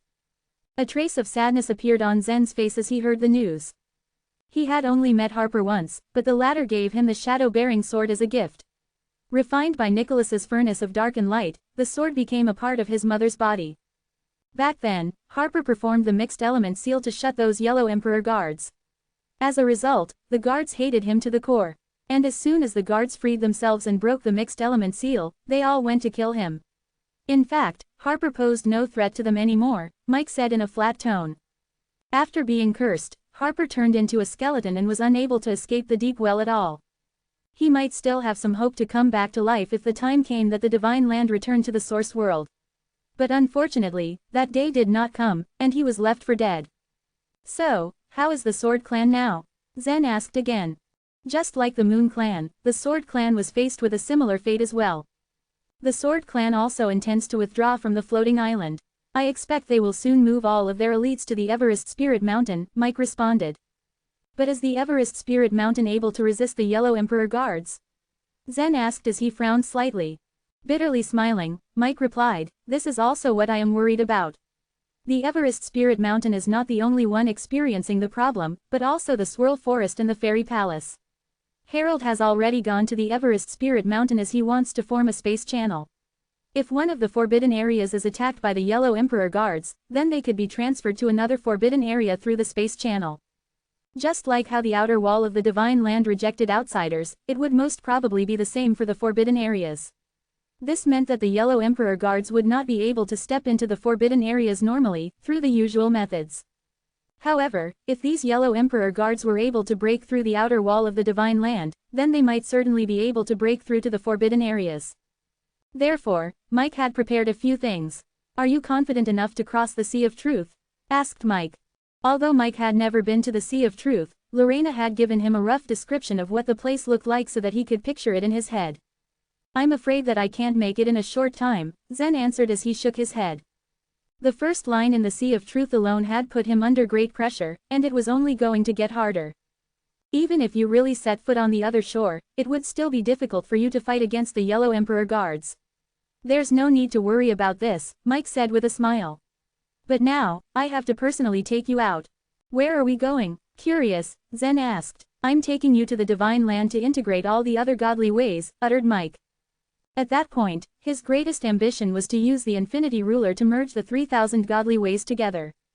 Accidentally, Zen cultivated the primal chaos technique, resulting in the creation of his special inner world. He had always believed that Chiyu must have meant something when he gave the Infinity Ruler to Lorena, but the secret of that meaning had never been uncovered. Still unsure of his speculation, Mike felt that it was already a necessary step for him to help Zen fuse the 3,000 godly ways. Although Zen had already stepped into the Sea of Truth, he still did not cultivate the truth of void destruction. With his current speed, it was too slow for him to absorb more than 2,000 godly way tablets throughout the Divine Land. After all, Mike was a holy being, and his grand teleportation technique allowed him to cross dozens of big regions at a time, which was 100 times wider than what Zen could do. Therefore, Zen was able to move very fast across the Divine Land with the help of his father. Chapter 2471, Illusion Godly Way. From a bird's eye view, the backyard of the fairy palace appeared dotted with numerous neat, ornamental courtyards. Since Zen had gained control over the palace, it had blossomed and bloomed with new life, and looked like a completely different place to the barren ruin it had resembled before. Everyone noticed this transformation. Letitia and Aura, however, craved something other. The distant vision of the Divine Land enticed them with its mystery. When Zen was away, they would spend their time studying in the library and practicing, cultivating their skills to learn more about the world beyond the palace. And even when immersed in their studies, they daydreamed about the beautiful landscapes of the Divine Land. What happened to your promise? You told me you would show me the time sea. Letitia pleaded, lazily laying her pale leg across Zen's body, searching his eyes with her own. Despite having a significant cultivation base and superior physical strength, she felt intimacy with Zen exhausted her. Don't worry, you won't have to wait much longer, Zen answered with a smile, stroking her forehead with his fingers. Sometimes, Zen caught himself thinking whether he was behaving selfishly by making his wives stay inside the fairy palace. He had reasoned that he was doing it for their safety, but now he doubted whether his motives were motivated more by his own desire. Yet, he consoled himself with the fact that he had made that decision in the face of imminent danger to his father's life. If something had happened to Zen's father, the entire evolutionary universe would have collapsed, and no living creature would have survived. He had made this decision as a last resort. Before Zen had started cultivating in seclusion, Lavender had also expressed the desire to visit and see the evolutionary universe. As the queen of the demon night, she naturally still cared about her people. Zen had agreed to grant her wish. Once he managed to master the 3,000 godly ways, he would ask his father to help make it come true. Mike, as the one who owned the evolutionary universe, was the most appropriate person to ask. After all, he had easy access to it. However, despite Zen's attempts to reassure her, Letitia was not convinced. Unlike the last time, your current problem isn't as simple, is it? she asked with concern. Zen had not, in fact, divulged all the details of the current situation in the divine land to his wives. They had the best intentions and made the utmost effort to assist him, but their abilities left much to be desired. Thus, Zen decided it best to keep them in the dark about the full extent of the challenges he faced, as that information would do nothing but cause them to panic. Unlike Zen, however, Augustus was not good at keeping secrets. Once he found something out, the entire palace would be gossiping about it in no time. No matter how many times Halid asked him to keep quiet, he just could not keep his mouth shut. Before Zen could answer, Letitia had already encircled him with her arms and said, "There's no need to answer me. I don't want to know."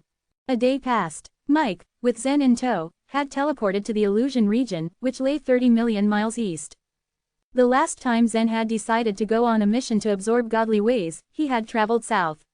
Now, he journeyed towards the rising sun with the help of Mike. So far, it had been an easy journey. Just 2 attempts at the grand teleportation technique got them to the illusion region. The illusion godly way tablet lies 300 miles north of the central divine city, recited Zen. Some navigators of the divine land had drawn maps that showed the locations of the godly way tablets. However, these maps often contained errors, and all of them failed to record every one of the tablets. Zen, however, was lucky to have received the guidance of the Infinity Ruler, thanks to which he had effectively constructed a complete and comprehensive map of the godly way tablets in his head. "Splendid," Mike exclaimed richly as he led Zen into the space channel. As soon as they emerged from the space channel, they were met by the sight of an enormous tree, floating below them. "What in the world is that?" Zen was rather baffled. From the information he had stored in his head, there should have been a godly way tablet in the place of this huge tree. Mike, however, responded with a smile. "It is an illusion. The illusion godly way is not called that for no reason. Its internal momentum can create extremely powerful mirages. The tablet is indeed here. It created this tree in the first place.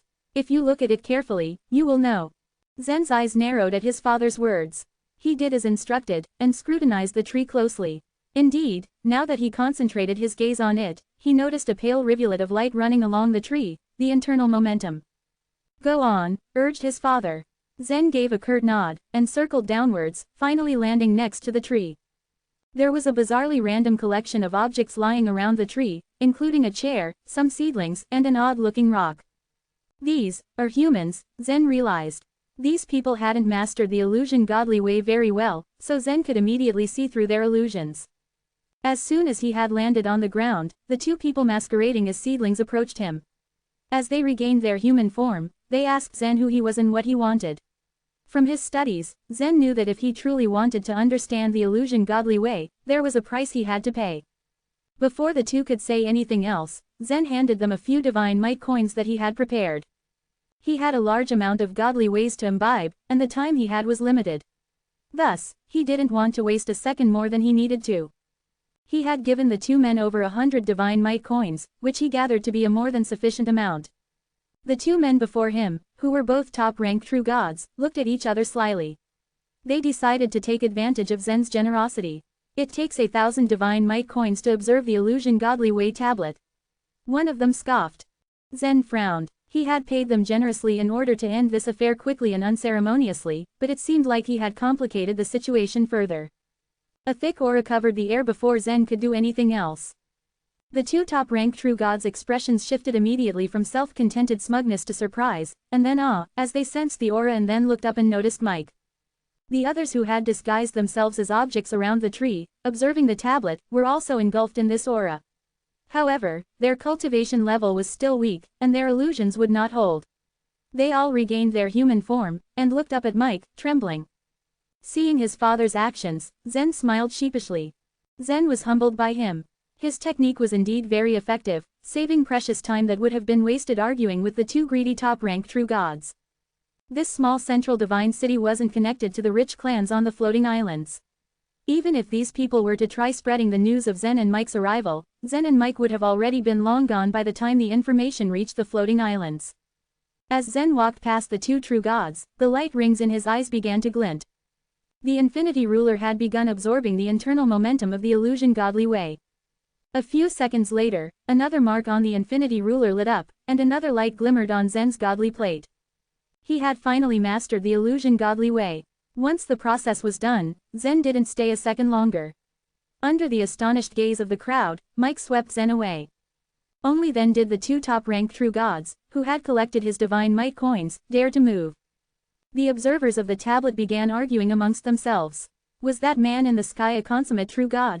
He must be. His demeanor was surely that of a consummate true god. And that young man must be his son. He must be less than 100 years old, and yet he has already become a top-ranked true god. I wonder which first-tier clan he comes from. Quote. But what does he need the godly way tablet for? Was he able to comprehend the illusion godly way in such a short time? Hey, stop talking nonsense. That is impossible. Even if he was one of the talented sons of the rich clans on the floating islands, which I doubt he was anyway, there is no way he could fully comprehend the illusion godly way in such a short time. Quote. Meanwhile, as the observers continued to speculate about Zen's and Mike's identities, the subjects of their debate had already reached the next godly way tablet. Chapter 2472, The Incomplete Godly Way. The godly way tablets were distributed evenly in the divine land. Generally, one godly way tablet existed in every region. Occasionally, there were two, or even three, godly way tablets in a particular region. With Mike's help, it only took Zen 5 minutes to move from one godly way tablet to another and absorb its internal momentum. In 2 days and 2 nights, the two had flown across the divine land without stopping, and Zen had absorbed 150 godly way tablets. The 151st godly way tablet. Zen looked at the godly way tablet in front of him with a hint of surprise in his eyes. The godly way tablets in the divine land were the painstaking fruits of Chiyu's labor. They couldn't be damaged. Theoretically, they were very difficult to destroy. But a part of this godly way tablet was missing. Its surface was pitted, and there were cracks in the lower left corner. People jostled against one another for other godly way tablets, and the first-tier clans often fenced off these godly way tablets in a bid to earn some profit. But very few people showed interest in this dented godly way tablet. Only a handful of people were gathered around it. Seeing Zen's strange expression, an old man beside him commented, "It's a pity when there is a slight flaw in a white jade, but nothing in the world is flawless. The incomplete godly way, in my opinion, is the only right way. Can you tell the implications of this godly way tablet, young man? Incomplete godly way, what kind of theurgy does it possess?" Zen's eyes flashed with excitement. There were 3,000 godly ways and not all could showcase great power. Some of the godly ways were merely the insights into the world, and no powerful theurgy was created from their internal momentum. This incomplete godly way was one such piece. Humph, this vast divine land is like a huge pot. The holy beings and consummate true gods are nothing more than the ants in the pot. All of them have great aspirations and try every means to seek omnipotent skills, but they are too impatient to appreciate things that are incomplete, the old man remarked with a disdainful look. Zen's eyebrows shot up when he heard this. This old man was only a mid-rank true god, but clearly he had a thorough understanding of the matters of the divine land. If one manages to comprehend the incomplete godly way, he or she will be able to see the truth hidden in it. Warriors might not always pursue theurgies. It's said that after we reach the true god realm, we can become immortal, but the question is, can the divine land really exist forever? The truth is that there is no such thing as being immortal in this world. It is just the will left behind by the ancestors. The old man advised Zen, "Young man, if you can cultivate the incomplete godly way patiently, you will benefit greatly in the future." Mike concealed himself in the air. When he heard the old man, a smile appeared on his face. In the divine land, people could live on forever. There were many extraordinary talents and some people didn't pursue strength or theurgies, but as they had lived for a long time, their insights and thoughts were no worse than those of the holy beings. Some of them, although they were not famous, were even more foresighted than the holy beings. So it wasn't a bad thing that the old man was imparting his wisdom to Zen. The old man's words enlightened Zen. He bowed to him and said, "Thank you for your teachings. It seems that each of the 3,000 godly ways has its own use. This incomplete godly way tablet is also valuable." The old man was thrilled to hear Zen's compliment. "Right, it's more difficult to cultivate the incomplete godly ways compared to the other ones and you have to pay more. Young man, do you still want to choose the incomplete godly way?"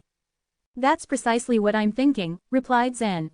"All right, you can observe the internal momentum of the incomplete godly way first. If you have any questions, feel free to ask me.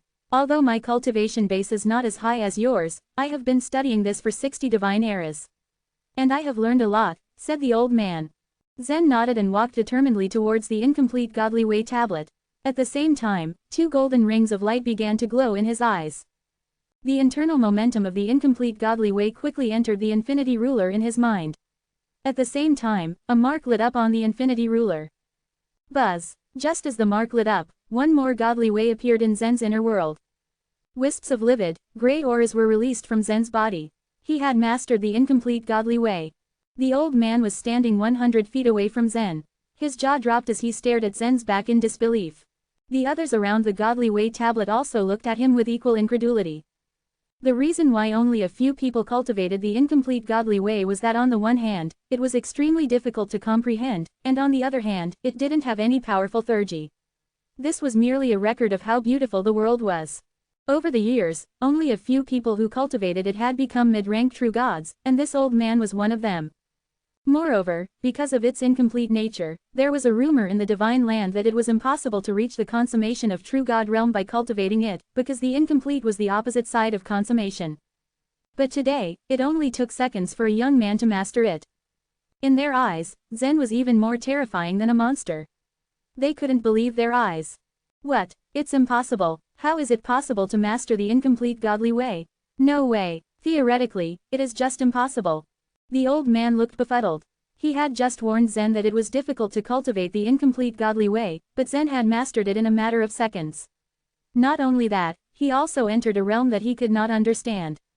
The old man was on the verge of breaking down. The incomplete godly way does have a special beauty. It is impossible to develop a theurgy from it, but it will allow me to observe this world from a special perspective. Zen was unaware of people's reaction as he was completely immersed in the charm of the incomplete godly way.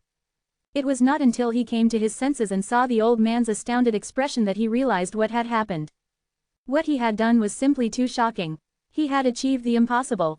He didn't walk away. Instead he strolled over to the old man with an apologetic look on his face and explained, "I didn't comprehend the godly way by depending on my own talent. It's not what you think. Please, don't dwell on it too much." The method he had used to comprehend the godly ways with the infinity ruler was no different than cheating. Zen felt sorry that the old man misunderstood him. Although Zen had offered an explanation, the old man was still rooted to the spot. Looking at his stiff body, Zen felt helpless. There were still many godly ways that he needed to absorb, so he couldn't spend too much time here. More importantly, he couldn't reveal the secret of the infinity ruler to the kind old man.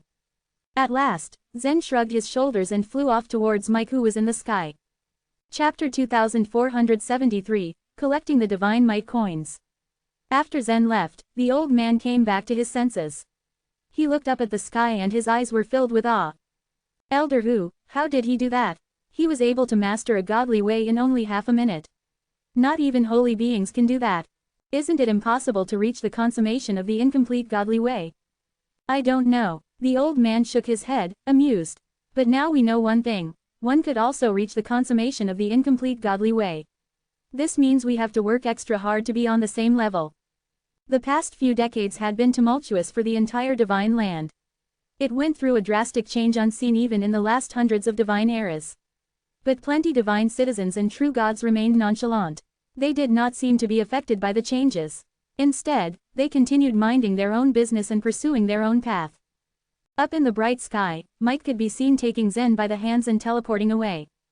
Together they headed east, towards the direction of the Ray Tree. The Ray Tree was the highest divine tree in the divine land. It was so tall that one could still distinguish it from several regions away. The Dongfang clan had withdrawn from the floating island following the death of Nicholas. Despite this, they were still worried. Any moment, Samuel could appear at the Ray Tree, still full of rage. So they had put up a lot of measures to protect themselves. For one, they had asked their elite disciples to change names. They were also sent to faraway places. In general, their clan had been staying under the shadows, trying not to call any attention to themselves. 3 days later, as they approached the Ray Tree, Zen suddenly requested a change in direction. Instead, he asked his father to head north. Throughout their trip, Zen had absorbed over 1,000 kinds of internal momentum. As soon as they stepped into the heavenly stellar region, Mike's eyes flickered. "It seems that you have an old acquaintance in the bright night region," he announced. An old acquaintance? Zen's lips curled into a knowing smile. He knew exactly what his father was talking about. Which godly geniuses in the bright night region? He asked. Harold hadn't found all the godly geniuses in the divine land. The godly geniuses that had gathered at the fairy palace were Margaret, Kurt, Lucille, and Lone. Now, Mike's presence made things easier. He could easily sense the existence of the godly geniuses no matter how far they were from him. After all, they were creatures of the evolutionary universe.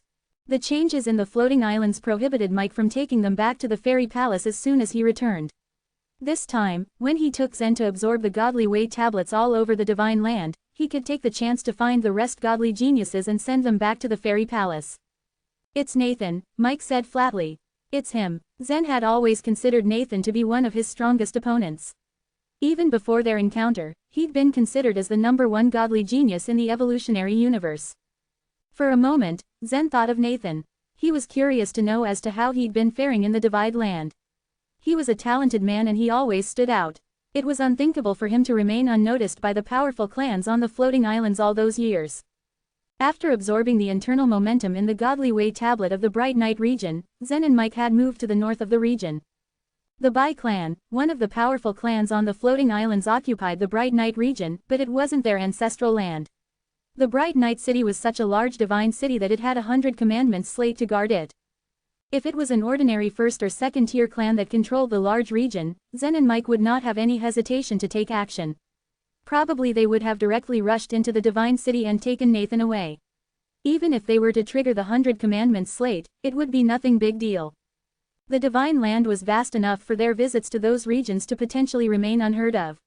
Even there was a small chance that the news spread out. By the time it would reach the floating islands, Zen might have already absorbed all the internal momentum of the 3,000 godly ways. However, they would try their best to avoid attracting any attention when they visited the regions that belonged to the powerful clans on the floating islands. The Bai clan was a powerful clan. If they were alerted by their presence, the news would easily spread to the floating island of the Bai clan. Upon landing at the entrance of the divine city, the two made sure to hide their auras. They paid the required divine might coins as they entered the Bright Night city. Right in the middle of the floating island of the Dongfang clan, a pile of divine might coins stood like a small hill. Alfredo wore dozens of space rings on his fingers. These space rings all could hold a lot of things, and over a dozen of these space rings were now filled with divine might coins. Soon enough, news got out that Layden killed Gibson with only one swift strike, and all the powerful clans on the floating islands submitted to Samuel. The rankings of the powerful clans were determined by the Arena of Legends. Although the rankings didn't change, the Han clan was now the most powerful and had the most control over all the floating islands. Thus, all the powerful clans submitted themselves to the Han clan. This was something that Nicholas hadn't even achieved in the past. Alfredo was the master of the Han clan. The rise of the power of the Han clan also made him the master of all the powerful clans on the floating islands. This placed him on a pedestal and earned him a lot of respect. Alfredo felt a thrill inside him. He couldn't imagine holy beings bowing their heads at his mercy, when he was only a consummate true god.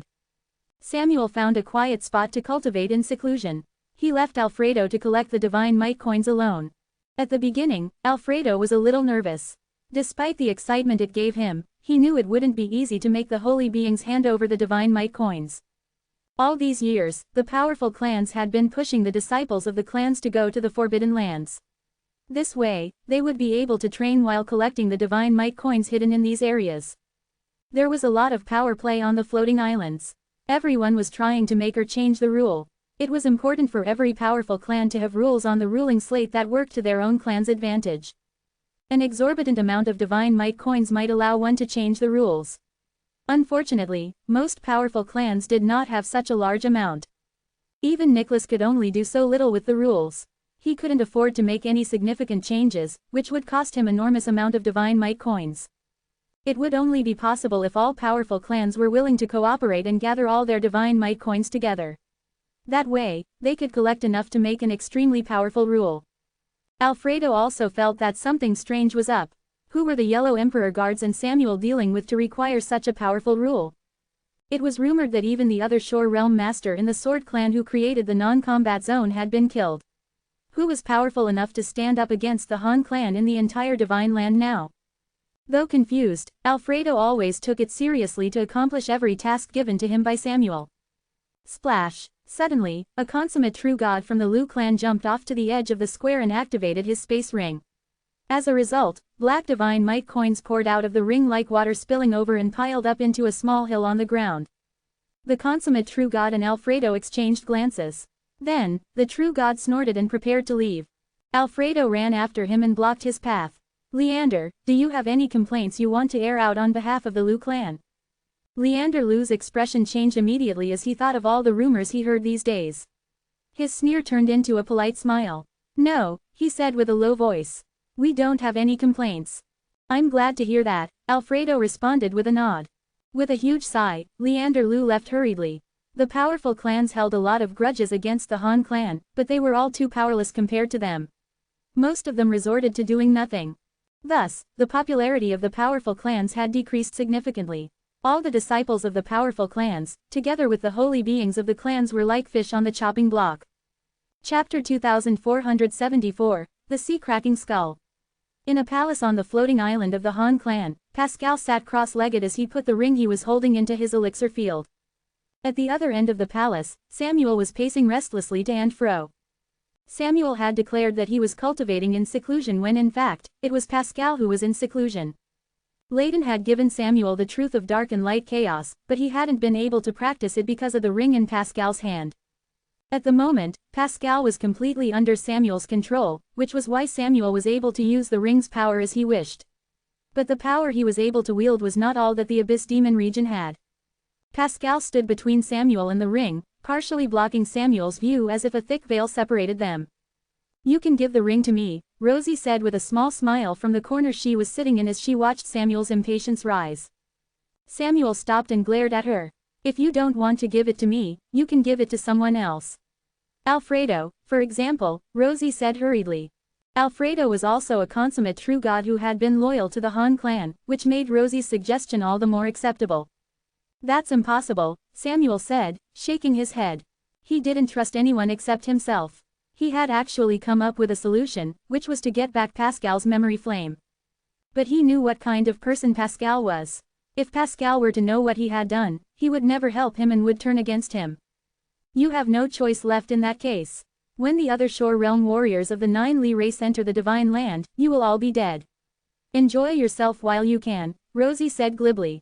Samuel was irritated at her words. She had gone too far.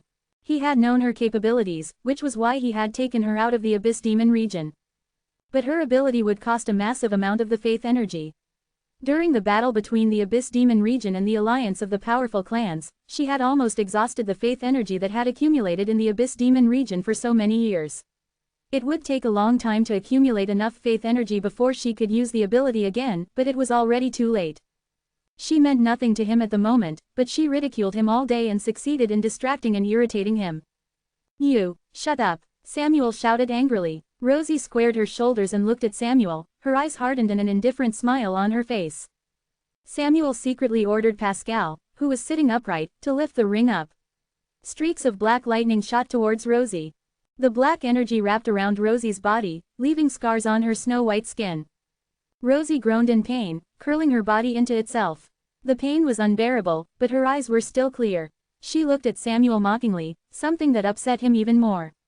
Samuel snorted coldly before stepping into the void and disappearing from the palace. The next moment, he had appeared in the Hall of Holy Beings.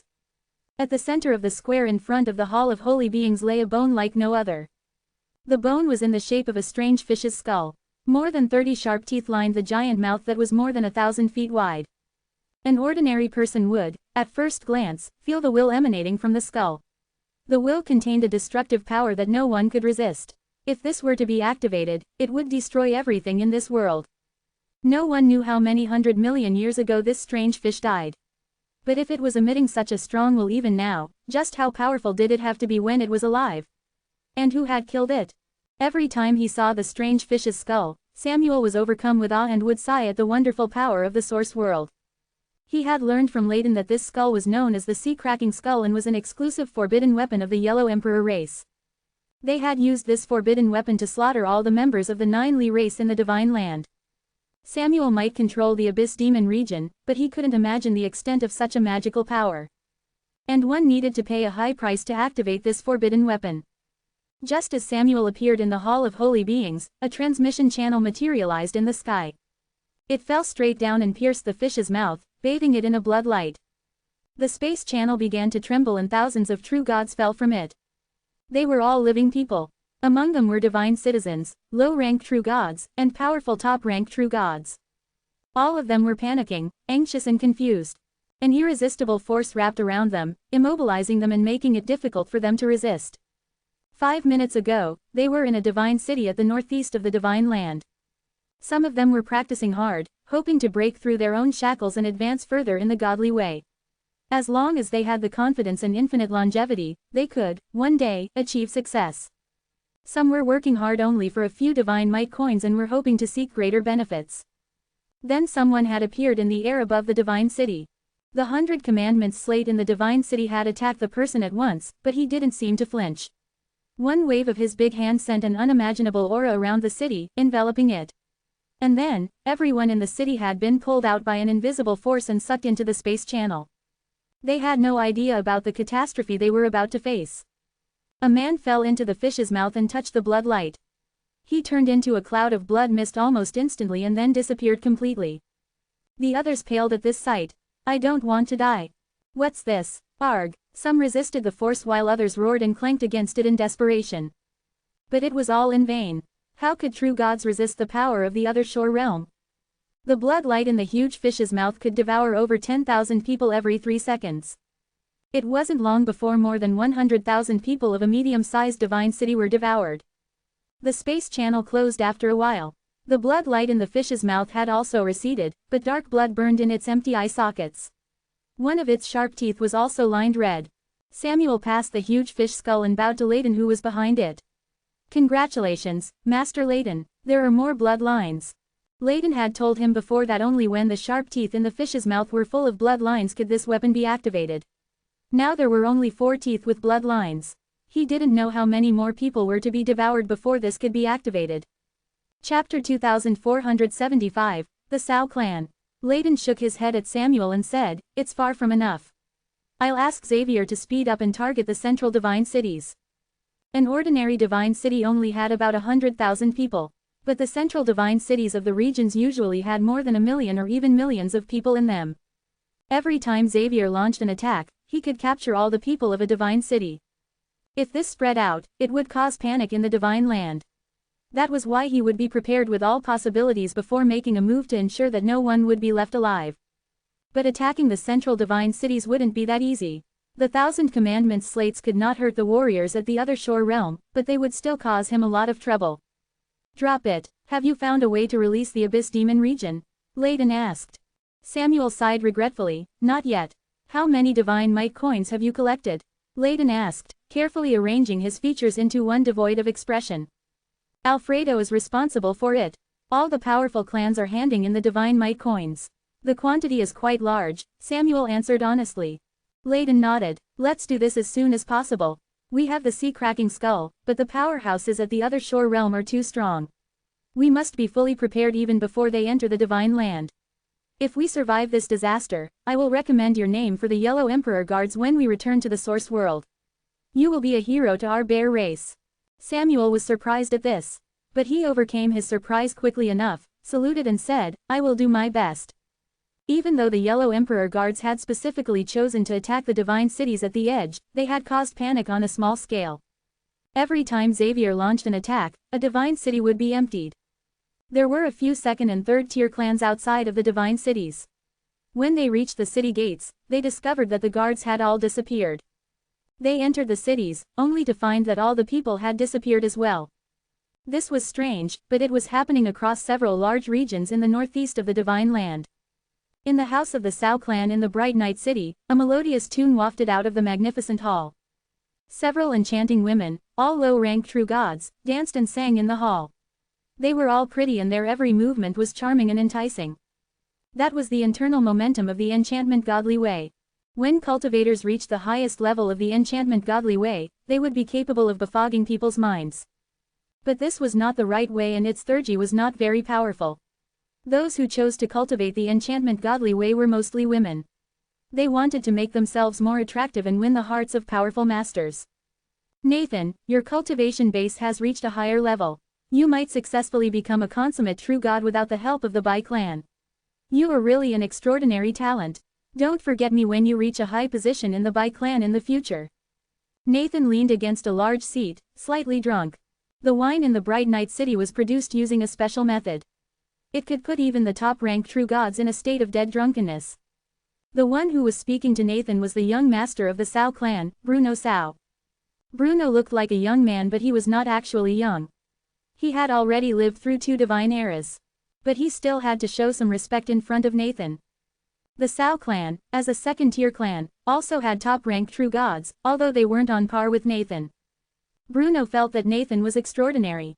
This unknown fellow had already become a top-ranked true god in just a few years, and at such a speed, even the elite members of the powerful clans on the floating islands couldn't compare with him. And now, he was on his way to becoming a consummate true god. The Sao clan had already reported the news. It wouldn't be long before the Bai clan came to the Bright Night City to pick Nathan up. Bruno hoped that Nathan could help him if he were to become highly valued by the Bai clan in the future. His life would be made if he could enter the floating island with Nathan's help. "I won't forget you if I join the Bai clan," Nathan said, amused. He had set his sights on the floating islands ever since he entered the Divine Land and got a general understanding of how the Divine Land worked. Thanks to his own talent, his cultivation speed was quite fast. It had only taken him 10 years to become a top-ranked true god, which was enough for him to gain the favor of the powerful clans. He was now tipsy, but Zen suddenly came to mind. Where was Zen now? Had he become a true god? If he had, was he a low-rank true god or a mid-rank one? Nathan wondered how Zen would react if he knew that he had the ability to join a powerful clan. Nathan didn't have any enmity with Zen, but he felt that Zen was the one he had to surpass in his life. When he had first entered the Divine Land, he had been at a loss for a while because the Divine Land, unlike the evolutionary universe, was a completely strange place to him. But he wanted to surpass Zen, so he gritted his teeth and showed his talent, slowly attracting the attention of the Sao clan. His status in the Bright Night City rose rapidly from then on. Now, even the master of the Sao clan showed respect whenever he saw Nathan, and Bruno, the young master of the Sao clan, followed him everywhere. Report. Someone rushed into the hall, a look of panic on his face and his voice trembling. The sound of his voice brought all the dancing women to a halt. "What happened? Why are you in such a state?" Bruno asked, standing up, annoyed that he had disturbed Nathan and him. "Since Master is in seclusion, I can only come to report to you. Something has happened in the Bright Moon City," the man said, clearly horrified. As a second-tier clan, the Sao clan ruled 3 divine cities, one of which was the Bright Moon City. Bruno frowned and asked, "The Bright Moon City is protected by the 100 Commandments slate. What could possibly happen?" Most true gods thought that the divine cities were extremely safe. Nothing could go wrong under normal circumstances. "Everyone in the Bright Moon City is gone," said the man, his eyes as wide as saucers. Bruno was shocked. What are you talking about? You must be mistaken," he barked at the man. "Impossible, I didn't go there alone. A total of 12 people, including me, searched for half a day in the Bright Moon City, but we didn't see a single person, not even the stewards of the Sao clan," the man said, his voice dripping seriousness. "How could this happen?" Nathan exclaimed, realizing the gravity of the matter. What kind of power had the ability to empty a divine city? Moreover, the Sao clan was a part of the Bai clan and the Bright Night region was under the protection of the Bai clan. Who could have dared to do this so brazenly? Chapter 2476, Meeting Nathan Again. Bruno couldn't quell his worries any longer. He finally stood up and announced, "I have to report this to my father. You should go and inform my uncles as well." "Nathan, sorry for disturbing you. Please forgive me." Nathan replied with a wave of his hand and said, "Never mind. We should pay attention to it. If there is anything I can help with, please let me know as soon as possible." Bruno nodded in response and left hurriedly. Nathan didn't stay back. He, too, walked out from the side door of the hall. As the central divine city of the Bright Night region, the Bright Night City was not a very big city, but it was quite special. 300 miles away from the city was a mine, which produced unique stones that could gather light. These stones absorbed sunshine during the day and sparkled brightly at night. These mineral resources didn't hold much use to a true god. However, they adorned the divine city like beautiful jewels. Even the rich clans on the floating islands would purchase some of them for decoration purposes. The streets were all glowing with azure brilliance. Nathan had grown steadily in the city. In the past few years, he had already built his own house here. On his way home, he suddenly sensed an invisible aura. He frowned slightly but continued moving quietly. The news about the Bright Moon City was very strange, but Nathan subconsciously believed that the Bright Night City was still safe. Anyone who wanted to fight him needed to be at least a consummate true god, but such people didn't have a reason to give him trouble. Am I being nervous unnecessarily? Nathan thought to himself. But as he continued moving ahead, he felt the invisible aura tracing him again. The owner of the aura was purposely not disguising it. It was as if that person wanted Nathan to discover it. With furrowed brows, Nathan sped up his pace. But the problem was that no matter how fast he moved, he couldn't get rid of the aura. Every few seconds, the aura would catch up with him, making its presence felt. Finally, Nathan rushed into an empty corner and grabbed his space ring in desperation. The slate would be alerted in the Divine City if a fight occurred, but it wasn't instantaneous. It required some time to be triggered. So he had to be on full alert. Just then, another figure appeared with a flash out of nowhere. The mysterious figure's arrival signaled Nathan's space ring to begin flashing light, and half of a green long spear emerged from it. However, the stranger forcefully shoved the long spear back into Nathan's space ring with a gentle flick of his hand. At the same time, a voice rang out, "If you want to fight here, the slate will be alerted." Nathan took a closer look at the person and was surprised to discover that it was Zen. "Long time no see, Nathan," said Zen with a smile.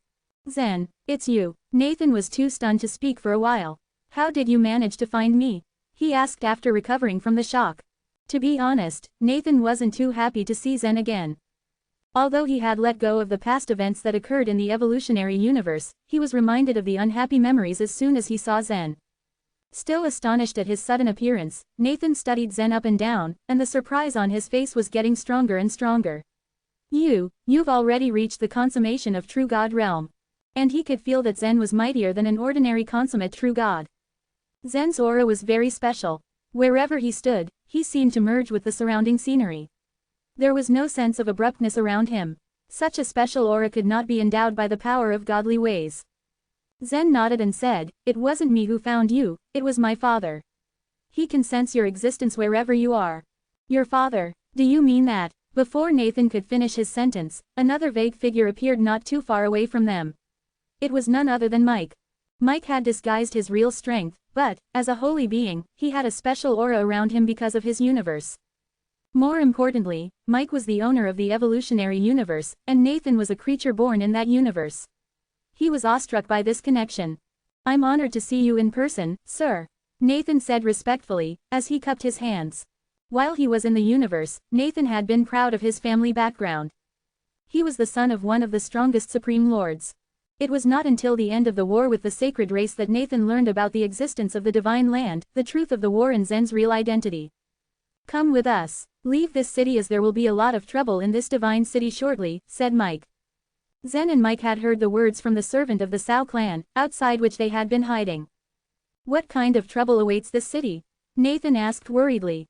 Although Nathan's goal was to become a member of a rich clan above the time sea, he had lived in this city for many years and it still held a special place in his heart. It's very difficult to make all the people in a divine city vanish. A consummate true god wouldn't be able to do that. It would have to be at least a holy being who can do that, Mike explained flatly. A holy being? Nathan was taken aback, but soon he realized that a holy being was already standing right in front of him.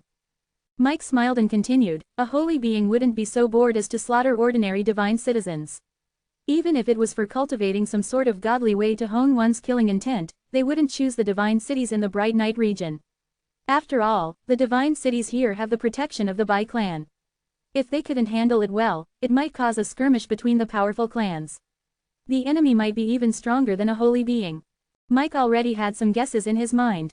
He had heard from Lorena that the Yellow Emperor guards had a secret weapon for which a lot of blood was required to activate.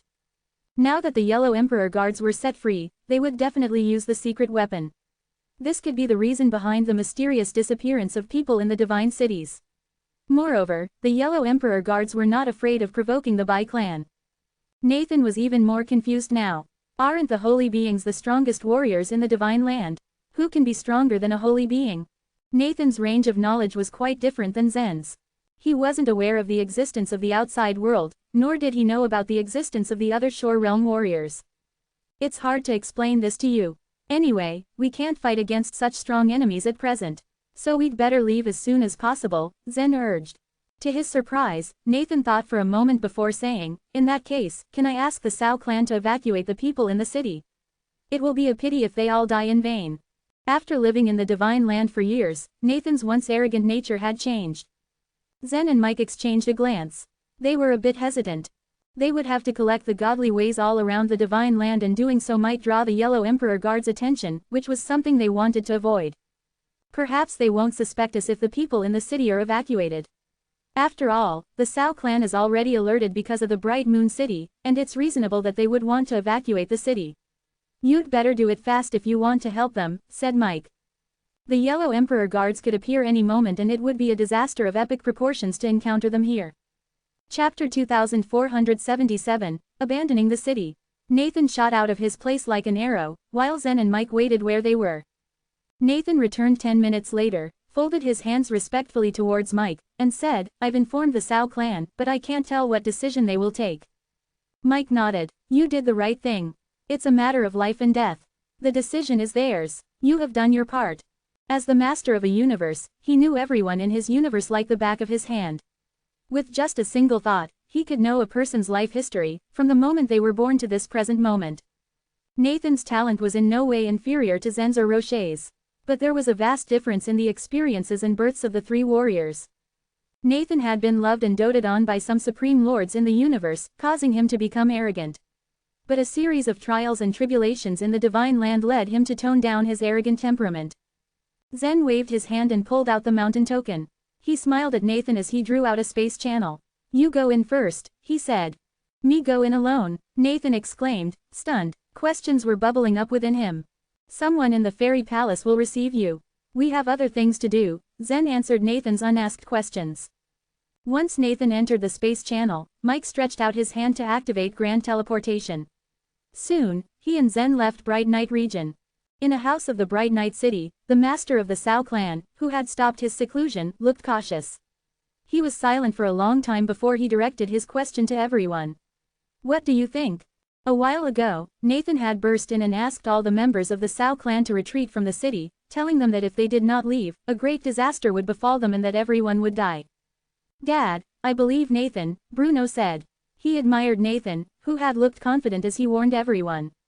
So Bruno chose to believe him even though he had not given a plausible reason for asking them to leave.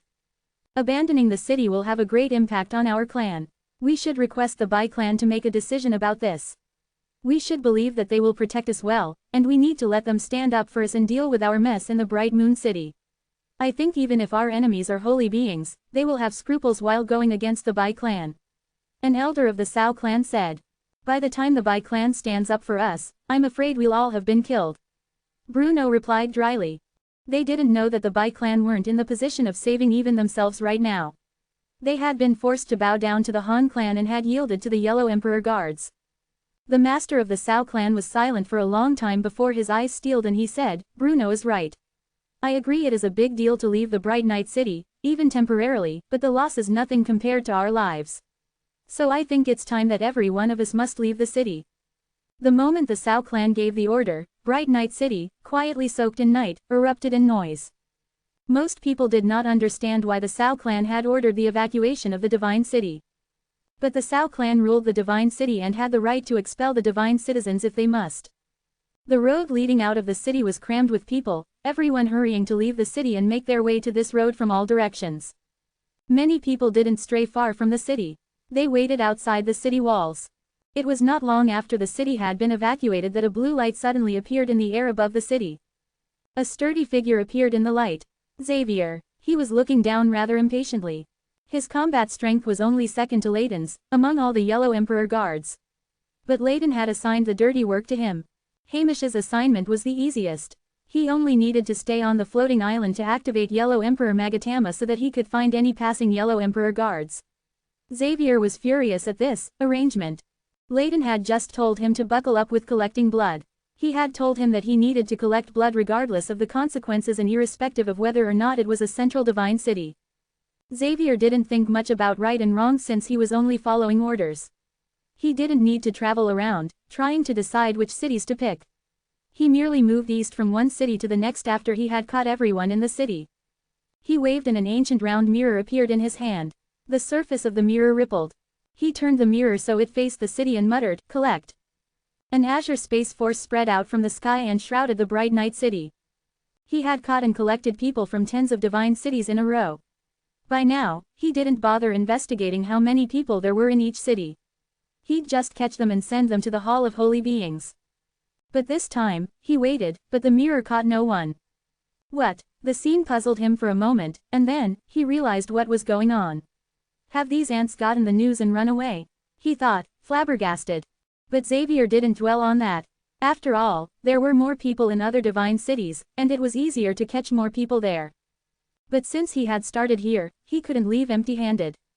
He looked around and his gaze fell on the people who were lingering outside the city. So he turned the bronze mirror to face the people outside the city, with the intention of collecting them.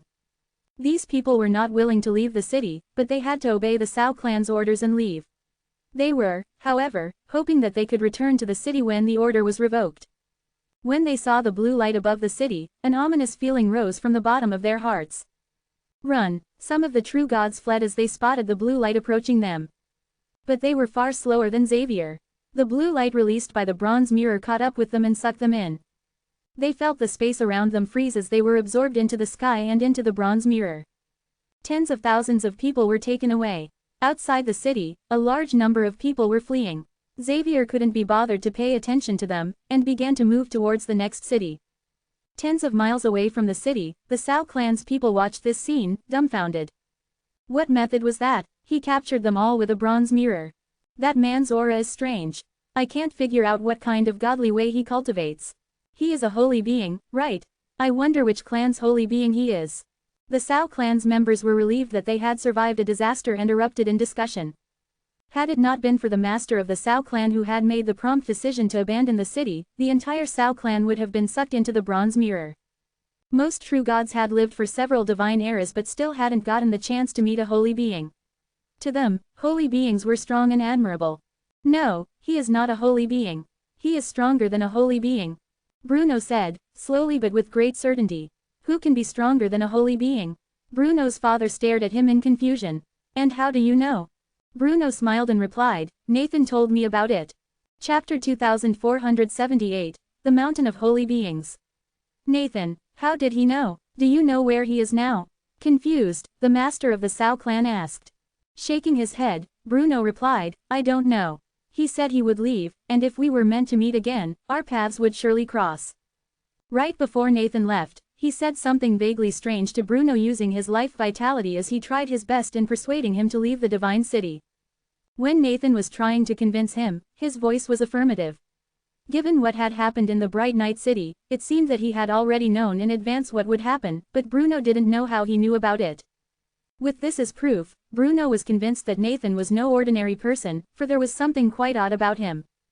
While the people in the Bright Night City were surprised, Mike had taken Zen into another region very far off from where they were, more than 10 million miles away. There was a godly way tablet in the region which was next to a large central divine city that hosted around over 1 million divine citizens. Looking at the central divine city, Zen said, Father, should we spread the news of the massacre? If the people in the divine cities were to be slaughtered at this rate, then the divine land would suffer great losses for sure.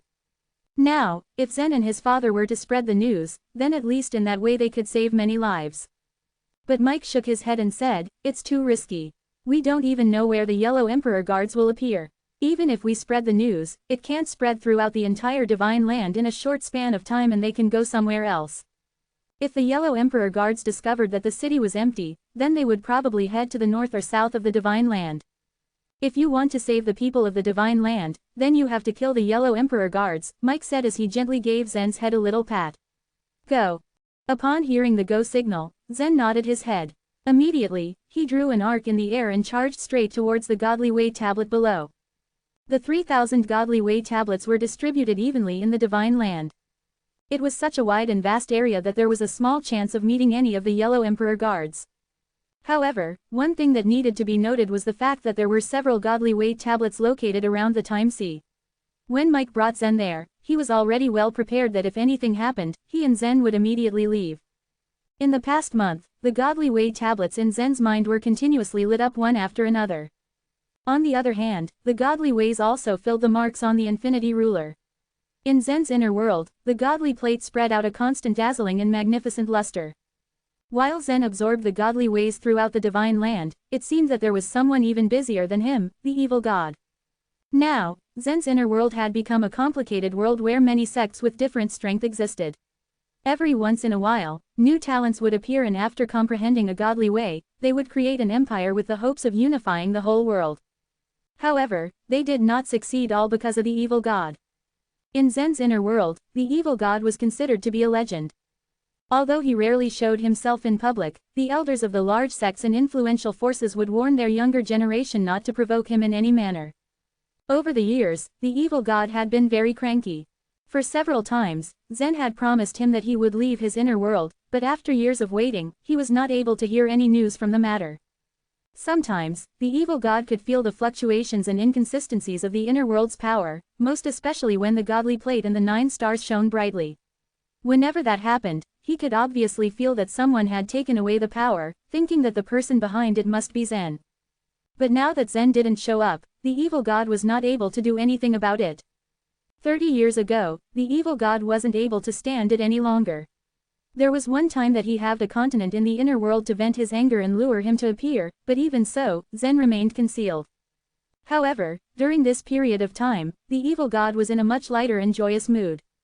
Having such great talent, he was able to cultivate one more godly way every time there was a new godly way added to the godly plate. A while ago, he had completely understood and comprehended about 400 godly ways in the godly plate. But according to the world's rules, he was still unable to reach the consummation of true God realm. But just recently, the evil god felt such unexpected joy when he found out that the number of the godly ways in the godly plate had increased at an exponential speed. At that time, he honestly did not know what it meant to absorb so many godly ways, nor did he understand how talented he was. Not having anyone to compare himself with, he viewed that people outside this world were most probably like Zen, who could master so many godly ways. Meanwhile, in the north, Zen had landed in front of another godly way tablet. In his mind, there were already 2,999 marks of godly ways lit up, with only one remaining godly way that was right in front of him. After absorbing 3,000 godly ways, I will become a consummate true god who can take in everything in the world. However, I don't exactly know what will happen to me after I absorb this godly way to fill the infinity ruler, Zen thought to himself in an excited manner. Suddenly, 2 golden rings of light twinkled in his eyes. The strong internal momentum emitted from the godly way tablet shot along the rings of light and rushed toward the infinity ruler. On a small mark, there was a unique symbol indicating that the godly way was being absorbed. Buzz! The golden light in the mark instantaneously flew from one end of the infinity ruler to the other end. Afterwards, the entire jade ruler seemed to come to life and circled in Zen's mind. At that point, Mike knew that this was the last piece of the 3,000 godly ways. Concerned, he could not help but descend and ask, "What do you feel? Are there any changes?" Dazed, Zen stood still. Frowning, he said, "It seems that there is no change. The ruler just keeps spinning." "It keeps spinning?" Mike asked as his eyes narrowed.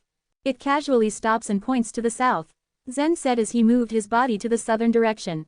But no matter how Zen rotated his body, the ruler acted like a compass as it kept on pointing towards the south. "The time C?" Mike asked with astonishment. At that moment, Zen was in the north by east and was pointing at the direction where the time C was located. Meanwhile, there was a faint vibration in the area. It was not violent, but everyone in the divine land had noticed and felt it clearly. Shaking slightly, the floating islands were not exempted from the vibration, which did not come from underground. In fact, it seemed that the whole divine land was actually trembling. "Wait, what's going on? Did another holy being die?" Zen looked up at the sky as he spoke. In his mind, he thought that this vibration could only be caused by the collapse of the universe. Surprised, Mike spoke, No universe collapses in this way. In fact, the mountain of holy beings is emerging as we speak." "The mountain of holy beings is emerging? Didn't you say it would be some time before that happens?" Curious, Zen clarified. "Well, it confuses me too." Mike looked at Zen in confusion. "Maybe it's because of the infinity ruler." Chapter 2479, The Ruler and the Will. The mountain of holy beings was emerging. Zen was slightly stunned. Mike clenched his hand, around which cyan wisps of the internal momentum of the evolution godly way were constantly rotating. It was extremely difficult to infer what was unknown. Even Mike couldn't predict the real intentions of the Infinity Ruler. He could only make an educated guess. After the cyan wisps around his hand converged to a point, Mike said cautiously, "It should be because of the Infinity Ruler. It is pointing in the direction of the Mountain of Holy Beings." It seems that Bromley was worrying too much. Bromley was the only one who had ever entered the maze in the Mountain of Holy Beings. However, he had failed to figure out the secret of the maze, because he could not find his way out of it. Even after leaving the Mountain of Holy Beings, Bromley had kept thinking of the maze, so much so that, with his amazing memory, he had copied the entire maze on the true path. "Do you mean that the Infinity Ruler isn't merely leading us to the Mountain of Holy Beings?" Zen asked. Mike nodded. "It's very likely that it's leading us to the exit of the maze." Zen's eyes burned with passion when he heard his father's words. He didn't know what was waiting for him at the end of the maze, but it didn't stop him from making all kinds of conjectures. In his eyes, Chiyu wouldn't have given something useless to his mother. In the north of the Time Sea, in the middle of the Divine Land. Under the constant vibration, the waves in the Time Sea turned turbulent. All the sun-blind people who were sailing in the Time Sea immediately ducked. They stretched out their hands and feet to stabilize their boats as much as possible and ensure that they wouldn't be overturned by the waves in the Time Sea. Rumble. There was an endless plain in the north of the Time Sea. Now, a crack appeared in the center of that plain. It was noon, and the sunlight fell from the sky straight into the crack, from which silver radiance was reflected. The vibration in the area became more and more intense, and it seemed as if a huge monster was about to spring out of the crack. Rumble. Finally, a pointed mountain peak shot out of the crack and rapidly rose. In no time, a huge silver mountain body was visible above the plain. The crack in the plain was expanding to accommodate the size of the mountain.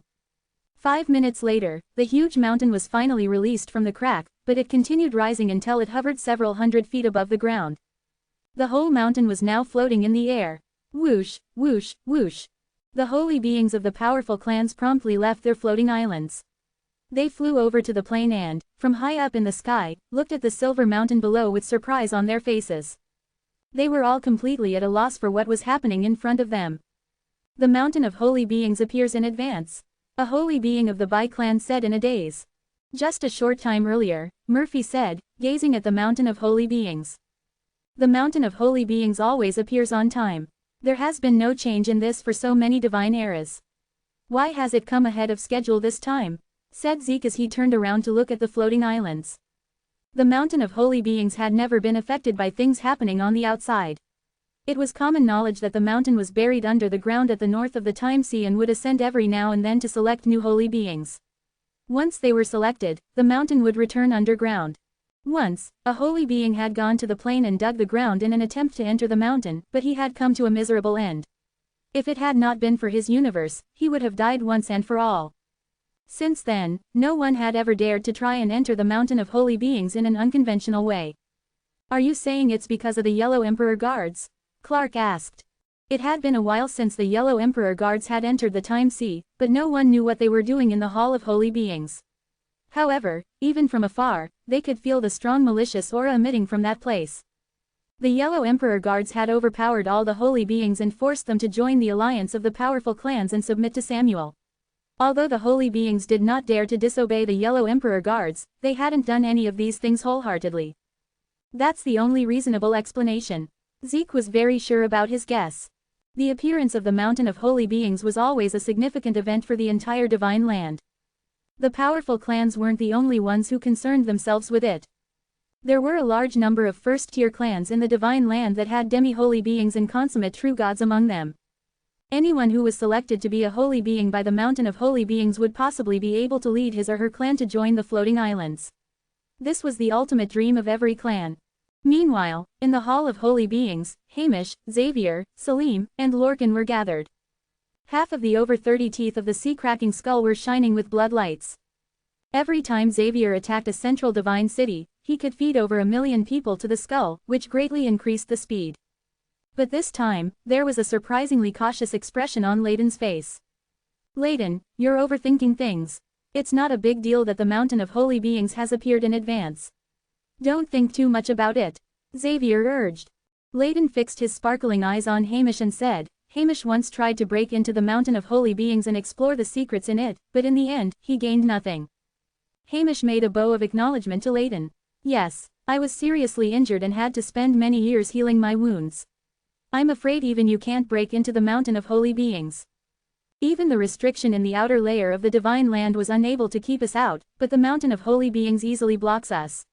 The things hidden within the mountain are very likely to be the original will of world, Layton said, squinting his eyes. Everyone in the source world cultivated the grand world cultivation method, so they were familiar with secondary worlds. The universes, the inner worlds, and the divine land that Chiyu had built using extraordinary theurgies needed to be ruled by will. In normal cases, the rulers of the worlds would always exist. True gods were usually the rulers of their own inner worlds. When they died, they would cease to be the rulers because their inner worlds would die along with them. However, in this vast chaos, accidents often occurred. For example, sometimes a ruler's soul would vanish but their body would remain. In that case, their inner world would still exist, but it would be left without a ruler. This would give rise to two possibilities. 1. If a strong being in the inner world noticed that the ruler had disappeared, they could then take the position of the ruler and even control the ruler's body. However, such a situation was rarely seen as the beings of an inner world were seldom that smart. It was very uncommon for beings to realize the death of their rulers. The second possibility was the awakening of the will of the inner world. The will would appear to replace the original ruler of the inner world. Mike had been half dead for so many years that his inner world was slowly beginning to awaken. However, his universe was already well prepared. When the will was awakened, it would merge with Zen's body. Then, Zen would be an immortal in that universe and could calmly control it to resist all attacks for Mike. Chapter 2480, The Death of the Female Patriarch. When Murphy planted the ancient sorcerer race in the evolutionary universe, his purpose was very clear. He wanted to control the will of the universe. However, Mike was the master of the evolutionary universe. As Zen's father, he had made plans to protect Zen against any danger, from his birth even unto the future. Thus, Murphy couldn't compete against Zen for the control over the will of the universe. Eventually, the Supreme Lords had won that battle. Layton, let's just kill that woman. We're going to fight to the death anyway, Hamish suddenly said after a short silence. Layton squinted his eyes at him, a trace of cold light flashing quickly across his pupils. I'm afraid this is the only path we can take. Let's go to the sun-blind race. It had been a long time since the divine land separated from the source world. As such, without influence from the Nine-Li race, it would be easy for it to have its own will. The divine land wasn't like a universe, but it was a well-developed place. Once its will was born, it would be impossible to suppress it. The Yellow Emperor guards had realized this problem the moment they entered the divine land. But it was not until later that they found the means used by the Nine-Li race. Splash, splash, the waves of the time sea gently lapped against the shore. The time splinters in the seawater could tear apart everything in the sea, but it wouldn't tear apart its container. For countless years, the sun-blind race had lived a leisurely and relaxed life. The life of their people was quite short. The oldest only lived for thousands of years, while some died as young as 300 years old. That was very short compared with true gods, who had a limitless lifespan. The lifespan of the sun-blind race could be compared to a wildflower that bloomed in the morning, only to die later in the night. However, people cherished things that were easily lost. They learned to cherish their life, short as it was. Enjoying a limitless lifespan, the true gods never stopped to think about how many years they wasted on a single thing. They lived like slaves chasing what they wanted. A residence in the divine city or hundreds of divine might coins could easily take a few divine eras out of their life. In contrast, the members of the sun-blind race cherished their current life more. If there were few disciples of the floating islands that needed to use their boats, the sun-blind race would usually find a beach. There, they would lie comfortably and bask in the sun. In the woods, on the inner side of the island stood a wooden building. If someone walked into it, they would be able to hear the creaks that each step made on the wood. The female patriarch of the sun-blind race sat on the wooden building's terrace. Her white dress looked pristine and radiant, while her eyes were dull and emotionless. Along the path to the woods, 3 tall and strong sun-blind race members strode directly to the wooden building. When they saw the female patriarch, the leader of the group cupped his hands and said, "Patriarch. The mountain of holy beings has appeared ahead of time, breaking the tradition." "Do we?" "Yes," the female patriarch replied flatly, even before he finished speaking. There was an ancient legend within the sun-blind race that their mission would eventually come to an end.